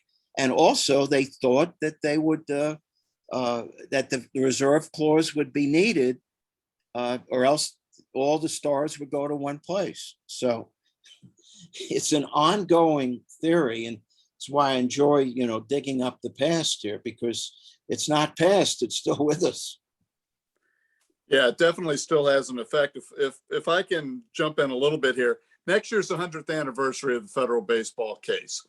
And I want to kind of reinforce something that Nathaniel brought up, because almost everybody, and I've even seen it in amicus briefs that were filed before the Supreme Court this year in the Alston case, have this slight misconception that the case is entirely about the interstate nature of baseball.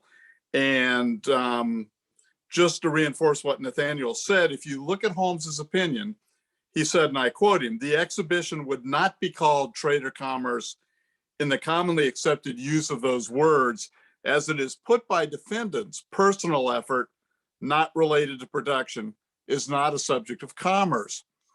And so a number of years ago, I focused on this idea. What did the defendants assert in this case that Holmes is referring to?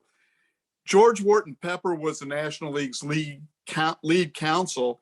And if I can quote from his autobiography, Philadelphia Lawyer, he said that, "I argued with much earnestness the proposition that personal effort not related to production is not a subject of commerce, that the attempt to secure all the skilled service needed for professional baseball is not an attempt to monopolize commerce or any part of it.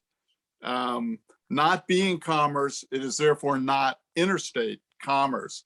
And thus it actually fails two of the three prongs of the test. There is a contract, combination, or conspiracy, but there isn't either commerce or trade nor interstate commerce. Plus, in 1914, the Congress passed the Clayton Act, in which they said the labor of a human being is not a commodity or article of commerce. So I hope that people going into next year on the centennial of the federal baseball case get a little added perspective as to exactly what Holmes said. And there are a number of individuals, including Justice Alito, who's written an article that's available on the SABR website, that say that the case was properly decided under the legal rules that were in effect in 1922. I guess Well, one other, if we have time for one other really quick thing that just, I Sure. think kind of ties into all this and maybe is a good segue too. Well, I think one big takeaway was that I think it's interesting that even during this time period, the major leagues seemed to recognize that the reserve clause was not on particularly stable legal footing. Like I glossed over it, but they never really sued to try to hold a player under his reserve clause. They were suing for other grounds, that the Federal League was interfering in other ways, but they never said, hey, we had signed this player last year. He has now jumped ship to the Federal League for the next season. We think that that's a violation of our reserve clause. They knew themselves that the courts were not going to uphold those claims, but yet they still continued to use this clause, not just during this time period, but up into, as we're going to discuss here in a second, up into the 1940s, 1950s, et cetera, which, you know, is again an interesting kind of little tidbit here, that the major leagues knew that this was not the strongest legal principle, but yet continued to utilize it anyway going forward. Oh, yeah. There's one other thing. Okay, I'm sorry. There's one other thing that's been mischaracterized about this case. It's the idea that the court said the act is not trade or commerce, it is sport. That was actually the Court of Appeals opinion, Judge Constantine Smith, the Chief Judge of the Court of Appeals. It's often said that Holmes said that, but that actually was a lower court opinion. Go ahead, Lee. Well, to just buttress what Nathaniel was saying, Leslie O'Connor, who was the secretary for Landis, always said if a player came up to him and wanted a contract without a reserve clause, he would approve it. Now, I don't believe it, but he said it. And very few of them did ask that. Although I was really surprised to learn when I was doing the Branch Rickey book that Rogers Hornsby had a 2 and 3 year contract before he sassed the boss during the pennant race in 26. And Braden said, I don't care, you're out of here, you know. So, I mean, it's very interesting. The superstars, I mean, even Ty Cobb might have had that kind of deal, because in The Imperfect Diamond, I put together that, you know, Cobb was not beloved. He was respected and feared. And the first strike in the 20th century was the Tigers, who struck because the Ban Johnson suspended Cobb for going after the fan that was calling him names at Highlander Park. And the fan had no leg and no arms. And Cobb said, I don't care if he had any legs, you know. And so he was suspended, and the Tigers actually went out on strike early in the 1912 season. And one of the guys who played for the Tigers that day, because they weren't going to call the game off, was Billy Maharg, who wound up being one of the gamblers involved in the Black Sox scandal. So, you know. Well, a lot of interlocking pieces. Boy, aren't so I'm going to use your earlier segue to World War II. So shortly after World War II, there were a couple of players who challenged baseball in court, notably George Earl Toulson and Danny Gardella. Ed, if you want to talk a little bit about that, I think. Well, certainly we're looking in the upper right corner to the expert par excellence on Toulson. Let me just talk a little bit about Gardella and also Tony Lupien, who I did the first edition. I met him at the SABR conference in '78 in Paramus. I don't want to, it's Paramus, Dan. I know I love the Midwest, but it's Paramus. Anyway, that's a picky. It works out. All right. All right. The Lupien came back from service in the war and was cut by the Phillies, and he thought about suing. He didn't sue.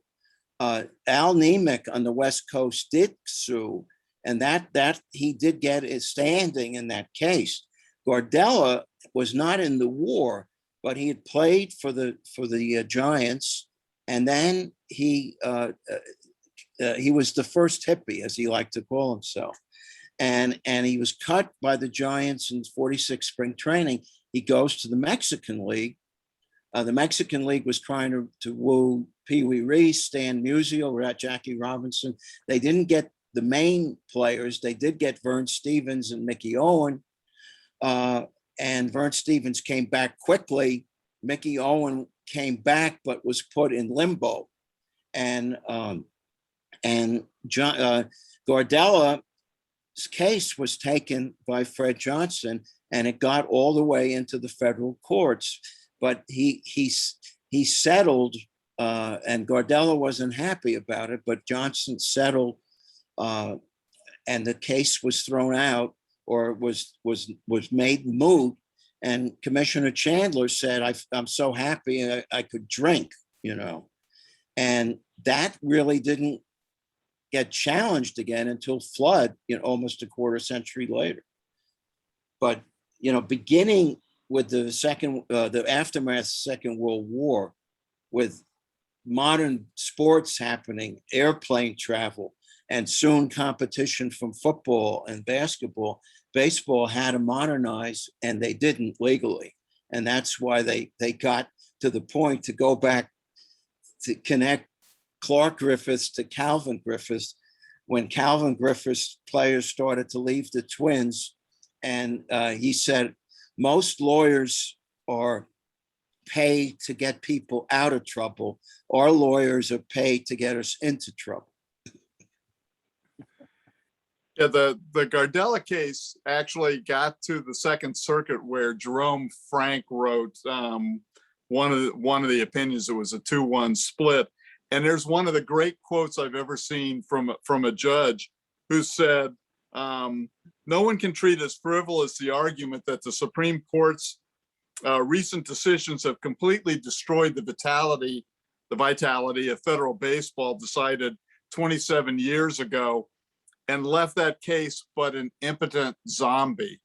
Well, it was a great quote, but it didn't turn out to be the way the courts looked at it, because, as Lee said, the case was settled, but Frederick Johnson had started things up, right? And there were 3 cases that got to the U.S. Supreme Court along with Toulson. And as Dan mentioned, and almost everybody talks about George Earl Toulson. Well, he shared a full name with his father, but everybody in his family. There's one thing I could do tonight, because it really prevented me from doing research for years, because I'm looking for anything about George Toulson.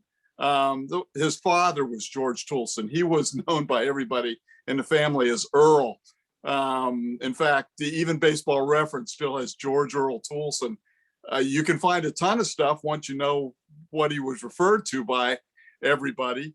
He was a guy from Burley, Idaho. He spent most of the war years at Williams Field in Higley, Arizona. He was a PT instructor for pilots. But basically, the court, in a per curiam decision, basically said, you know, we're going to stand on the concept of stare decisis, which means to follow earlier opinions. And the Supreme Court said, we're not going to change the status. They said baseball's relied on their antitrust exemption. There's nothing in the record that I know of that actually supports that accusation. They also said that they were worried about it having a prospective effect. Lots of Supreme Court decisions don't trigger a prospective effect. So the real importance of the Toulson decision, I think, that's been overlooked, is it really creates the exemption. Because prior to that, it would have been easy for the court. I think both Nathaniel and Lee have mentioned, and I'll reiterate, that most courts said you don't have strong legal ground for the reserve clause. But this is the case. The Toulson case is the one that basically says we're going to make the exemption. We're going to put it in place here because, for stare decisis reasons, we're not going to overturn this. And that's really something that should be remembered about Earl Toulson and his fight before the Supreme Court. And, you know, what makes this very more interesting is that just 4 years after Toulson, the Supreme Court tells Radovich that he's free in football. I mean, not that they didn't, I don't think anyone picked him up, but the Supreme Court did not give Radovich, or ruled in behalf of Radovich, that he was being reserved and being denied a livelihood. And the international boxing case was also during that same period. And ultimately, the Spencer Haywood case says the NBA doesn't get an antitrust exemption. So you've got all these other leagues trying to piggyback on baseball's exemption, which ultimately in the Flood case, Justice Blackmun will say this, it's an anomaly, but again, it's going to get upheld. So just to make sure we're meeting our time a little bit, and we get a little bit more to sort of the Marvin Miller era, and especially his first decade before the Seitz rulings. So obviously Marvin Miller came in 1966. He was extremely active. There was all kinds of battles for that first decade that really changed the face of baseball. Ed, you want to start with that? And then I'm sure everybody's going to want to talk about some of the more interesting things for that decade of the mid 60s to the mid 70s. Yeah, I want to bring up one thing that I wrote a law review article on, that when Flood files his case in 1969, the previous panel with the students went into some detail on that, as well as his career. But from 1968 to 1975, there were actually 28 players who refused to sign a contract during the spring training period. And ultimately, as we know, what's going to change the reserve system in baseball is going to be the McNally-Messersmith decision. But I think in the Flood case, which was ultimately lost at the Supreme Court level, that prompted Miller to look at what was going on with these players who were not signing their contract. Al Downing went through most of spring training. Ted Simmons in 1972 gets signed at the All-Star break to a deal that was better than the one that he wanted during spring training. Sparky Lyle actually signed with the Yankees on the very last day of the season, and Richie Zisk, in the year before the Messersmith-McNally decision, actually signed between the end of the regular season and the playoffs.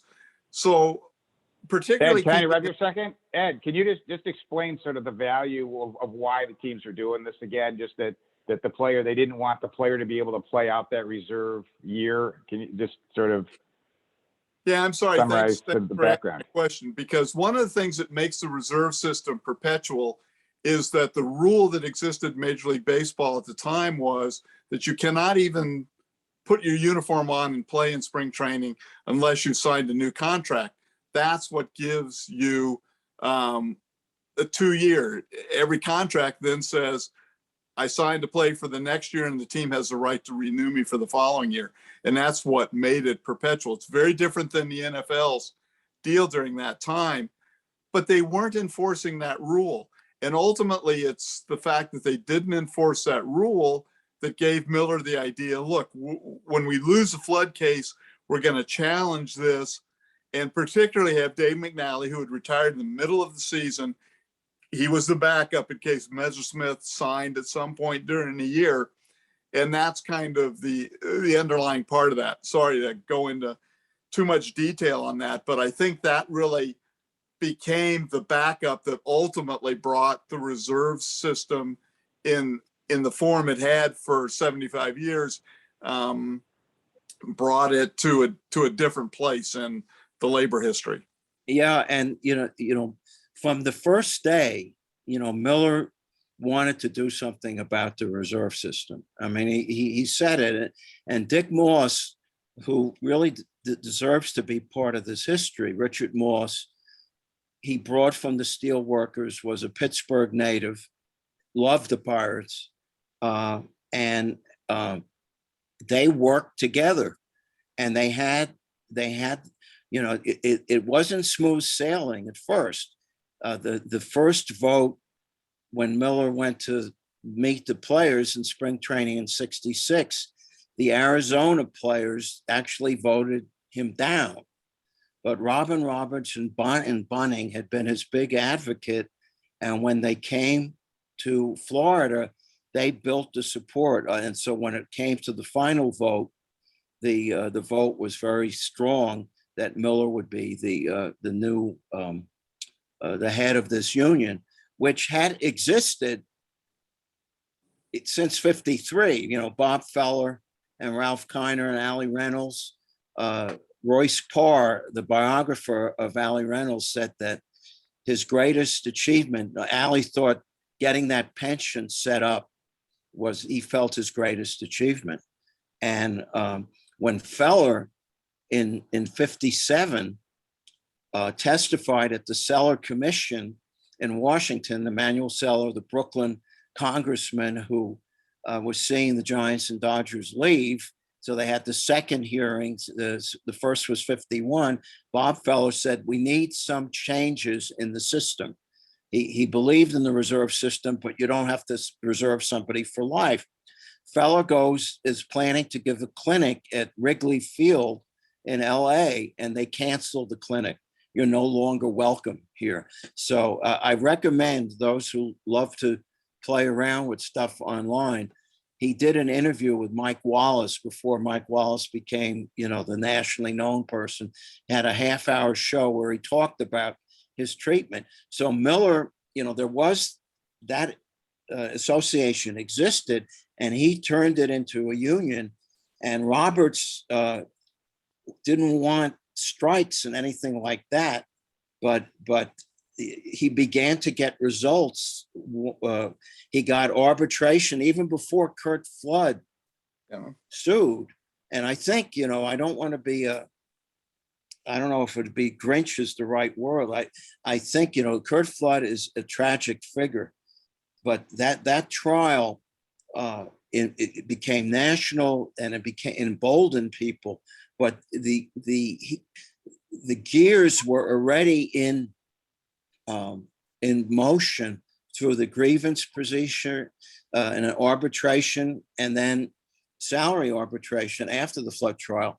But and let's not forget, in terms of the tragedy of Flood, once he lost the case, the case was still before the Supreme Court, he went to play for Bob Short and the Washington Senators, went 7 for 35 and had lost it. So, I didn't want to interfere with the last session, but Flood, and, Miller admitted this, although he wouldn't do it publicly, that Flood felt he was finished when he filed the suit. And he was making $90,000, which was a very high figure for the time. So he really wasn't the best case. But if he wanted to do it, the union was glad to support him, So it's that the union stuff that Miller started in motion early on that led to the arbitration. And then finally, what Ed was pointing out, the 24 people who were willing to not sign the contract. And, got to the point where, McNally he was traded, and he was finished too, but he had a fight for every nickel the Orioles gave him. So he was very glad to put his name to this. And I think when I interviewed Peter Seitz for the first edition of the book, he described the owners as the Bourbon kings of France, who would come back after every revolutionary impulse in France, come back to the throne and learn nothing. And that's kind of where we got to the impasse that led to the strikes that Robin Roberts loathed. And I recommend the book that SABR member Paul Rogers wrote with Roberts, that's Nebraska has put in paperback, A Life in Baseball, where he was glad he brought in Marvin about the pension and getting rights, but he tried to talk them out of striking. And ultimately, the feud between Miller and Kuhn got so deep that it became that personality conflict was the undertone. and that spilled over to fear in Reinsdorf in the 80s, and the untimely death of Michael Weiner, who everybody liked on both sides, has put the aura now that we're heading into. But anyway, I just wanted to just embellish that point of Ed's, that that Miller was a steelworkers experience in building a union that everyone was in, from the lowest to the superstars, was beginning to be in place before Flood, and then it became, no pun intended, really, the flood of the arbitration that did ultimately lead to free agency, and a controlled free agency too. That's something, that when Seitz freed everybody with that decision, and want to talk about a comparison, in December, the two sides are facing a conceivably blank sheet, because it's the end of the last basic agreement.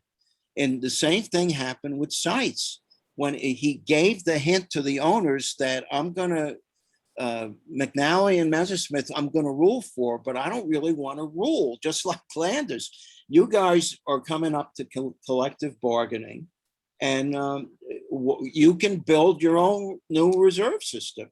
But they didn't. They fired Seitz. A lot of people don't know why they didn't fire him after he freed Catfish Hunter on the technicality, on the annuity. But they fired him. They went to a federal court that didn't turn it over. But then the union cleverly went, and instead of everyone being a free agent, they made it those only with 6 years experience. And they also, interestingly, didn't allow teams to pick more than one, I forget the percentage that was in the free agent pool. And so, and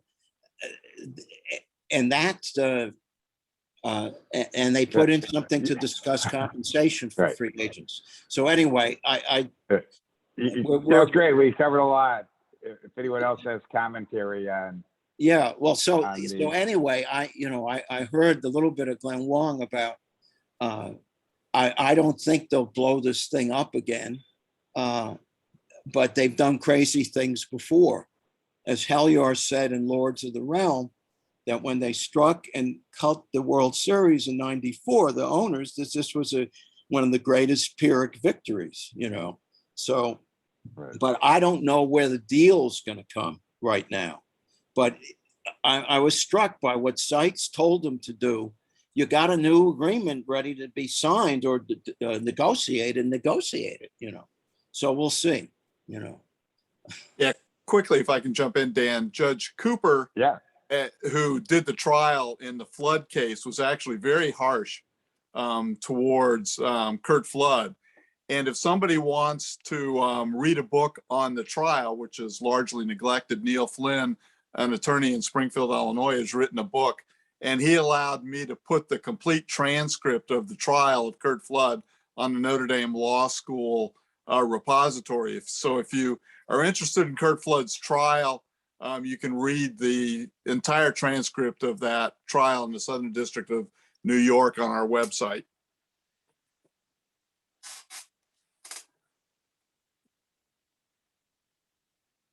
Ed, we've silenced everybody.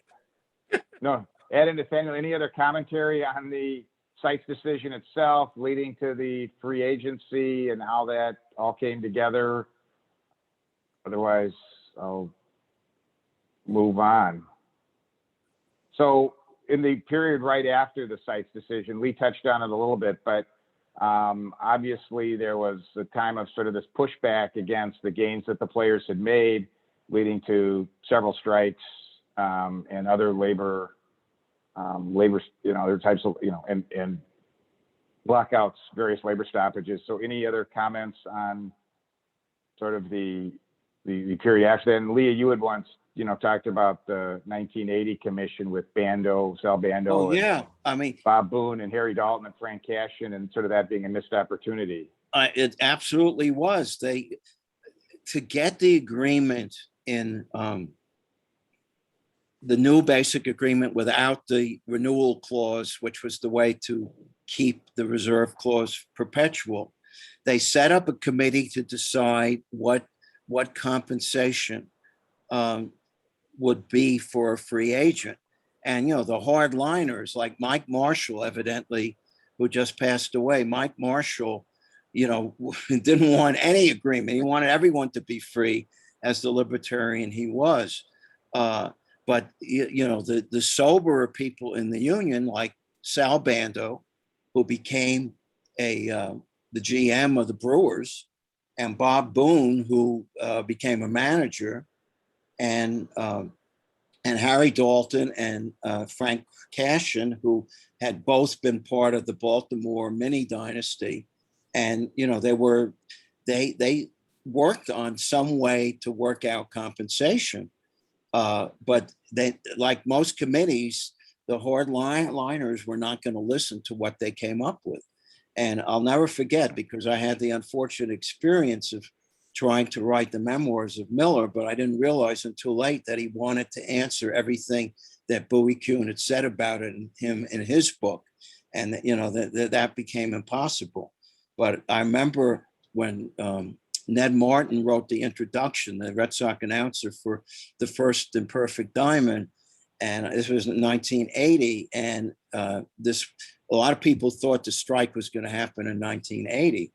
And Miller, Ned Martin said about Marvin Miller was that he's hearing drums, because he was threatening to retire all the time.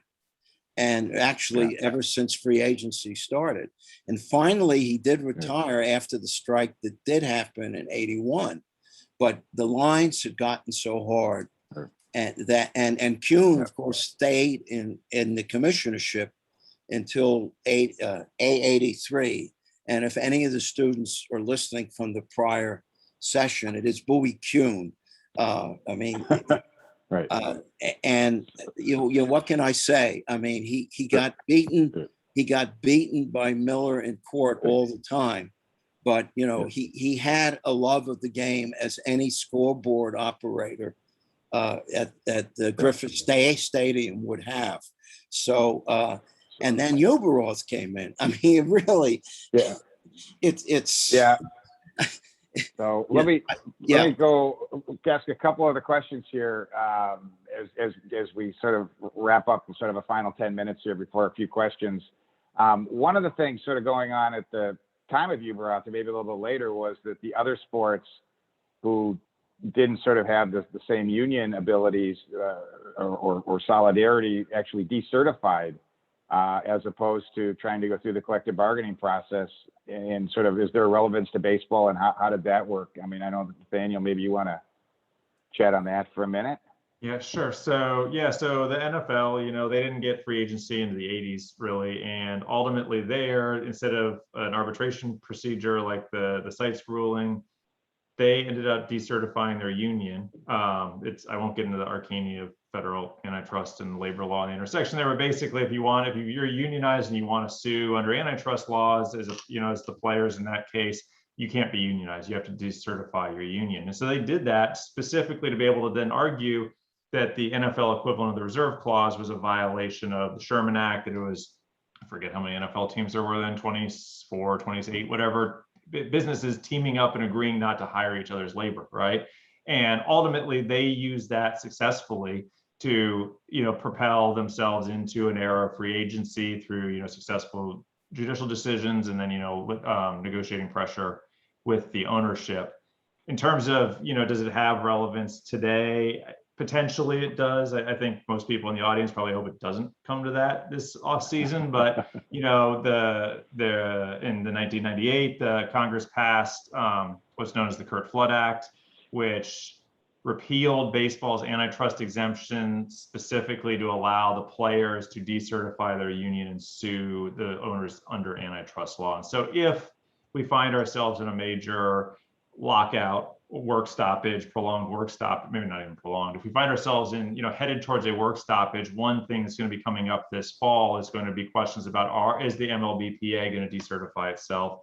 Are they going to decide to go down this antitrust road and try to sue the owners under antitrust law because they are now allowed to do that under under the Curt Flood Act. Reasonable minds could disagree on whether that's ultimately likely to be a successful strategy or not. But it's definitely something that I would think that the union would be thinking about and keeping in the mix if they find that the negotiating isn't going as well as they'd hoped.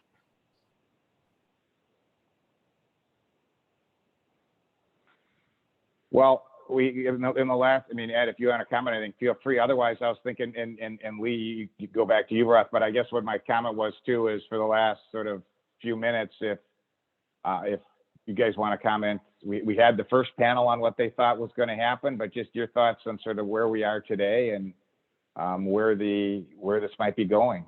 Well, I'd just like to add, at first there was a question came in from a friend of Danny Gardella about how Danny Gardella reacted to the, he was very happy when Messersmith and McNally, got free, and Danny was part of the establishment again. He played golf with some of the players, and I'll never forget interviewing him on a Saturday up in Yonkers where he lived. And at the end of the interview, the Met Opera was finishing Tosca, and he started singing along with Lucia von La Stella at the end of the opera. So he was, a really great character. The other thing too about, it's hard to predict where this is going. Of course, when Miller retired, and of course he came back when Ken Moffitt, the mediator in the '81 strike, became the head of the union, and Miller thought he was much too accommodating, and Moffitt had to change the locks on the office, I think still on 6th Avenue at the time, maybe, and then Miller came back, and then Fear became the leader again. Ed Sadlowski, the steelworker dissident and a good steelworker union, actually interviewed for Miller's job. But the ball players, they're at that period, they were conservative, and many of them still are. So it's hard to know where we're going here. I certainly think it would be disastrous in the competitive sports market now for any lockout or strike. I think they got a great feedback last night with that game, and I would like to think that can be built on, but I have no crystal ball on the future. When Jed Hoyer, the successor to Theo Epstein in Chicago, under pressure from owner Ricketts, trades Anthony Rizzo and gets no major leaguer back, and then is quoted this morning and says, well, we got prospect currency and financial currency. When these people are running franchises now, and the Pirates, the Orioles, the Rangers, there's so many have-nots. It's beginning to remind me of the American League with Mack and Griffith in their last years. That's not a good situation. But as long as the TV contracts are there, I think it's going to go on, and I don't think they're going to commit an act of hara-kiri. I do think they want to expand. There are 32 teams make more sense as for a schedule than 30. But what I've heard is that none of the owners of the 30 want to give up any prospects, which you'd have to do for 32 extra teams. So, because they might be good, and you certainly don't have to pay them that much. So it's a fluid situation.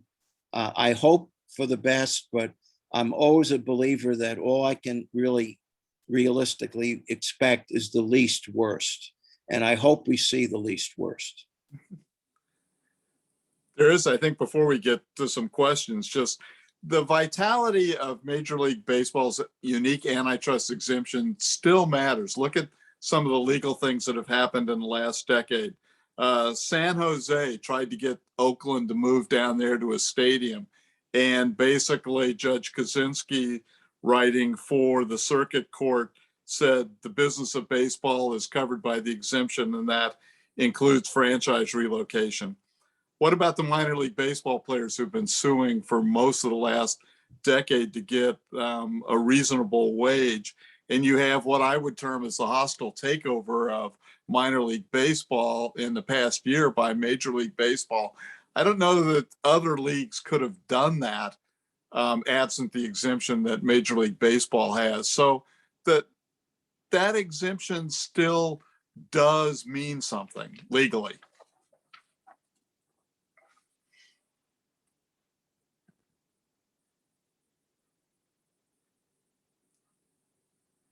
Nathaniel, any parting thoughts on where on the situation as it is today? Yeah, I mean, I wasn't able to tune in for all of Professor Wong's. I had kid bedtime duties, but you know, so I don't know if I'm disagreeing or agreeing, but I'm not super confident that there's going to be a peaceful resolution this time. I think that my read on it is that the only reason you didn't have labor turmoil last time was because the players just gave up the shop. And I don't know that I think that they've recognized subsequently that they entered a bad deal in 2016. And I think that, and then with everything that went on during the pandemic and how, you know, tense those negotiations got and everything, my gut tells me that they're much less inclined to give the owners what they're going to want this time. So I think, you know, it's really going to come down to kind of to Lee's point about, you know, do you want to blow this thing up or not? You know, how much do the owners value cutting a really good deal, a really profitable deal versus, you know, the fallout that could ensue if there's a 2, 4, 6 month lockout. I'm inclined to think that, you know, I think that from the owner's perspective, I don't know if there's that much damage that's going to be done if they lock the players out in November and maybe at most miss April. Like, I think that for the greater sport, for everybody here, losing April baseball would suck. But I think for the greater sporting population, you know, there's so much going on then that the general, you know, attention doesn't turn to the sport until the summer. They might very well see that they can shoulder a 4, 5, 6 month shutdown, cut a better deal, and then reopen and make more money than ever before. And if I can put a plug in for some of Nathaniel's writing, you did a piece a few years ago for Fangraphs, if I remember correctly, on the decline of the percentage of revenue that goes to salaries. And you were one of the first who really kind of drew significant attention to that. Yeah, yes. I thank you for that.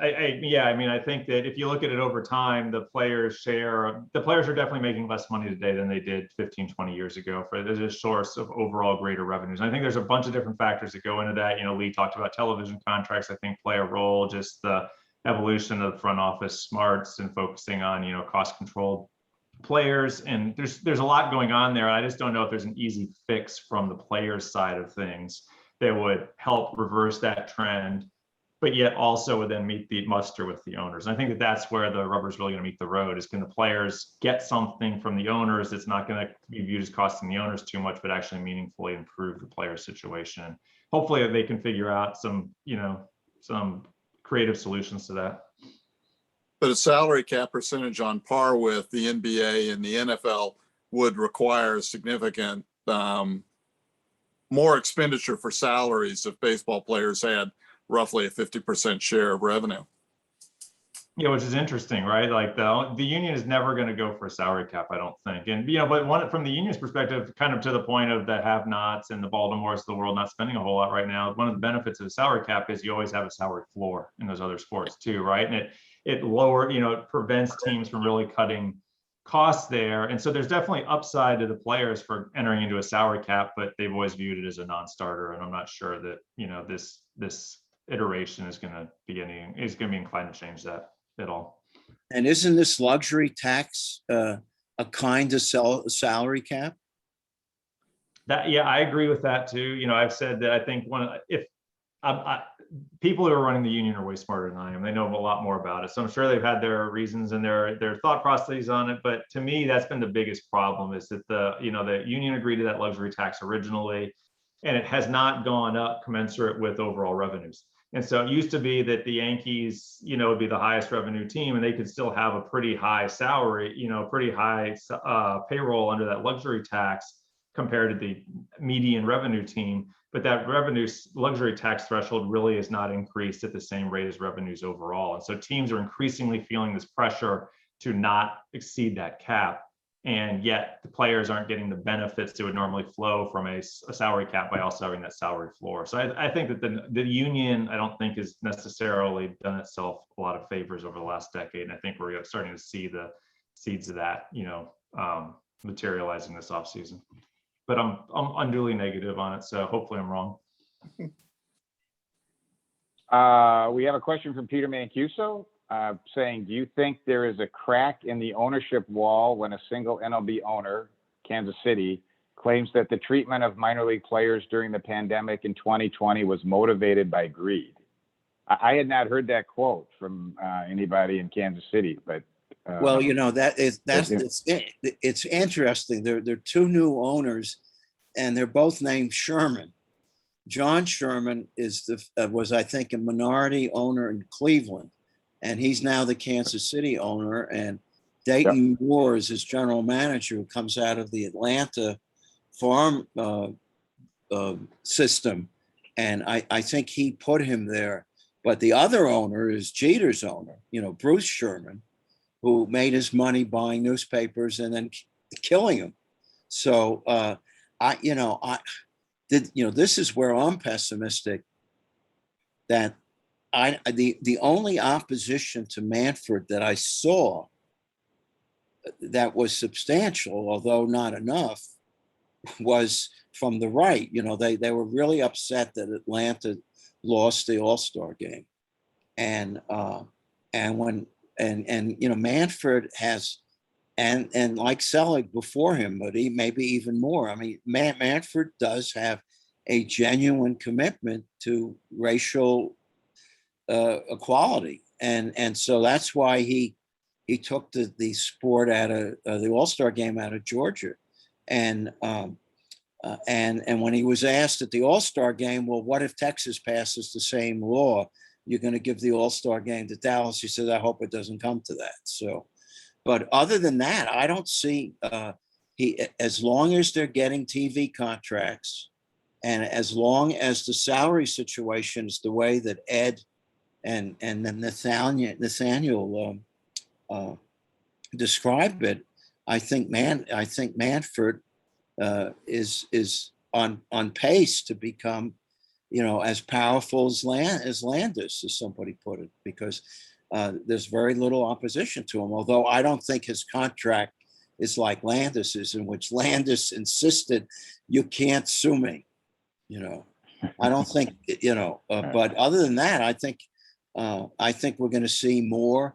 As one cynic put it, I think we're going to see more home run derbies and fewer All-Star games. In a certain sense, yesterday's game was a home run derby. At least it had some, action, though. Yeah. Any other commentary on the solidarity? Oh, go ahead, Ed. I'm not sure if it was so much greed as it was power that relates to what happened to the minor leagues, and it all was signaled by the commissioner saying that he wanted to implement this one baseball plan, which means that Major League Baseball at the top of the pyramid would control everything under it, including youth baseball and college baseball. Now, how he's going to pull that off compared to what they did to minor league baseball, I don't know. But I think it's a lot more about power. But about 1,000 players lost jobs due to the contraction of 42 minor league teams as a result of what they did. So, and the small amount of money that they increased to go to minor leaguers, really, yeah, you could make a claim that was about greed, but I think it's far more about power. And now they don't have to worry about negotiating an agreement with the minor leagues. They control it completely. Well, I think we must have covered the topic pretty well, because there's no more questions. So thanks to all of our panelists here for participating. And thanks to everybody out watching for participating and joining us tonight. Please join us again tomorrow at 3 p.m. Eastern Time for the Summer of SABR's Golden Celebration Series final presentation. SABR Centennial Committee dissects baseball as it was 100 years ago. Good night, everybody. Thanks again.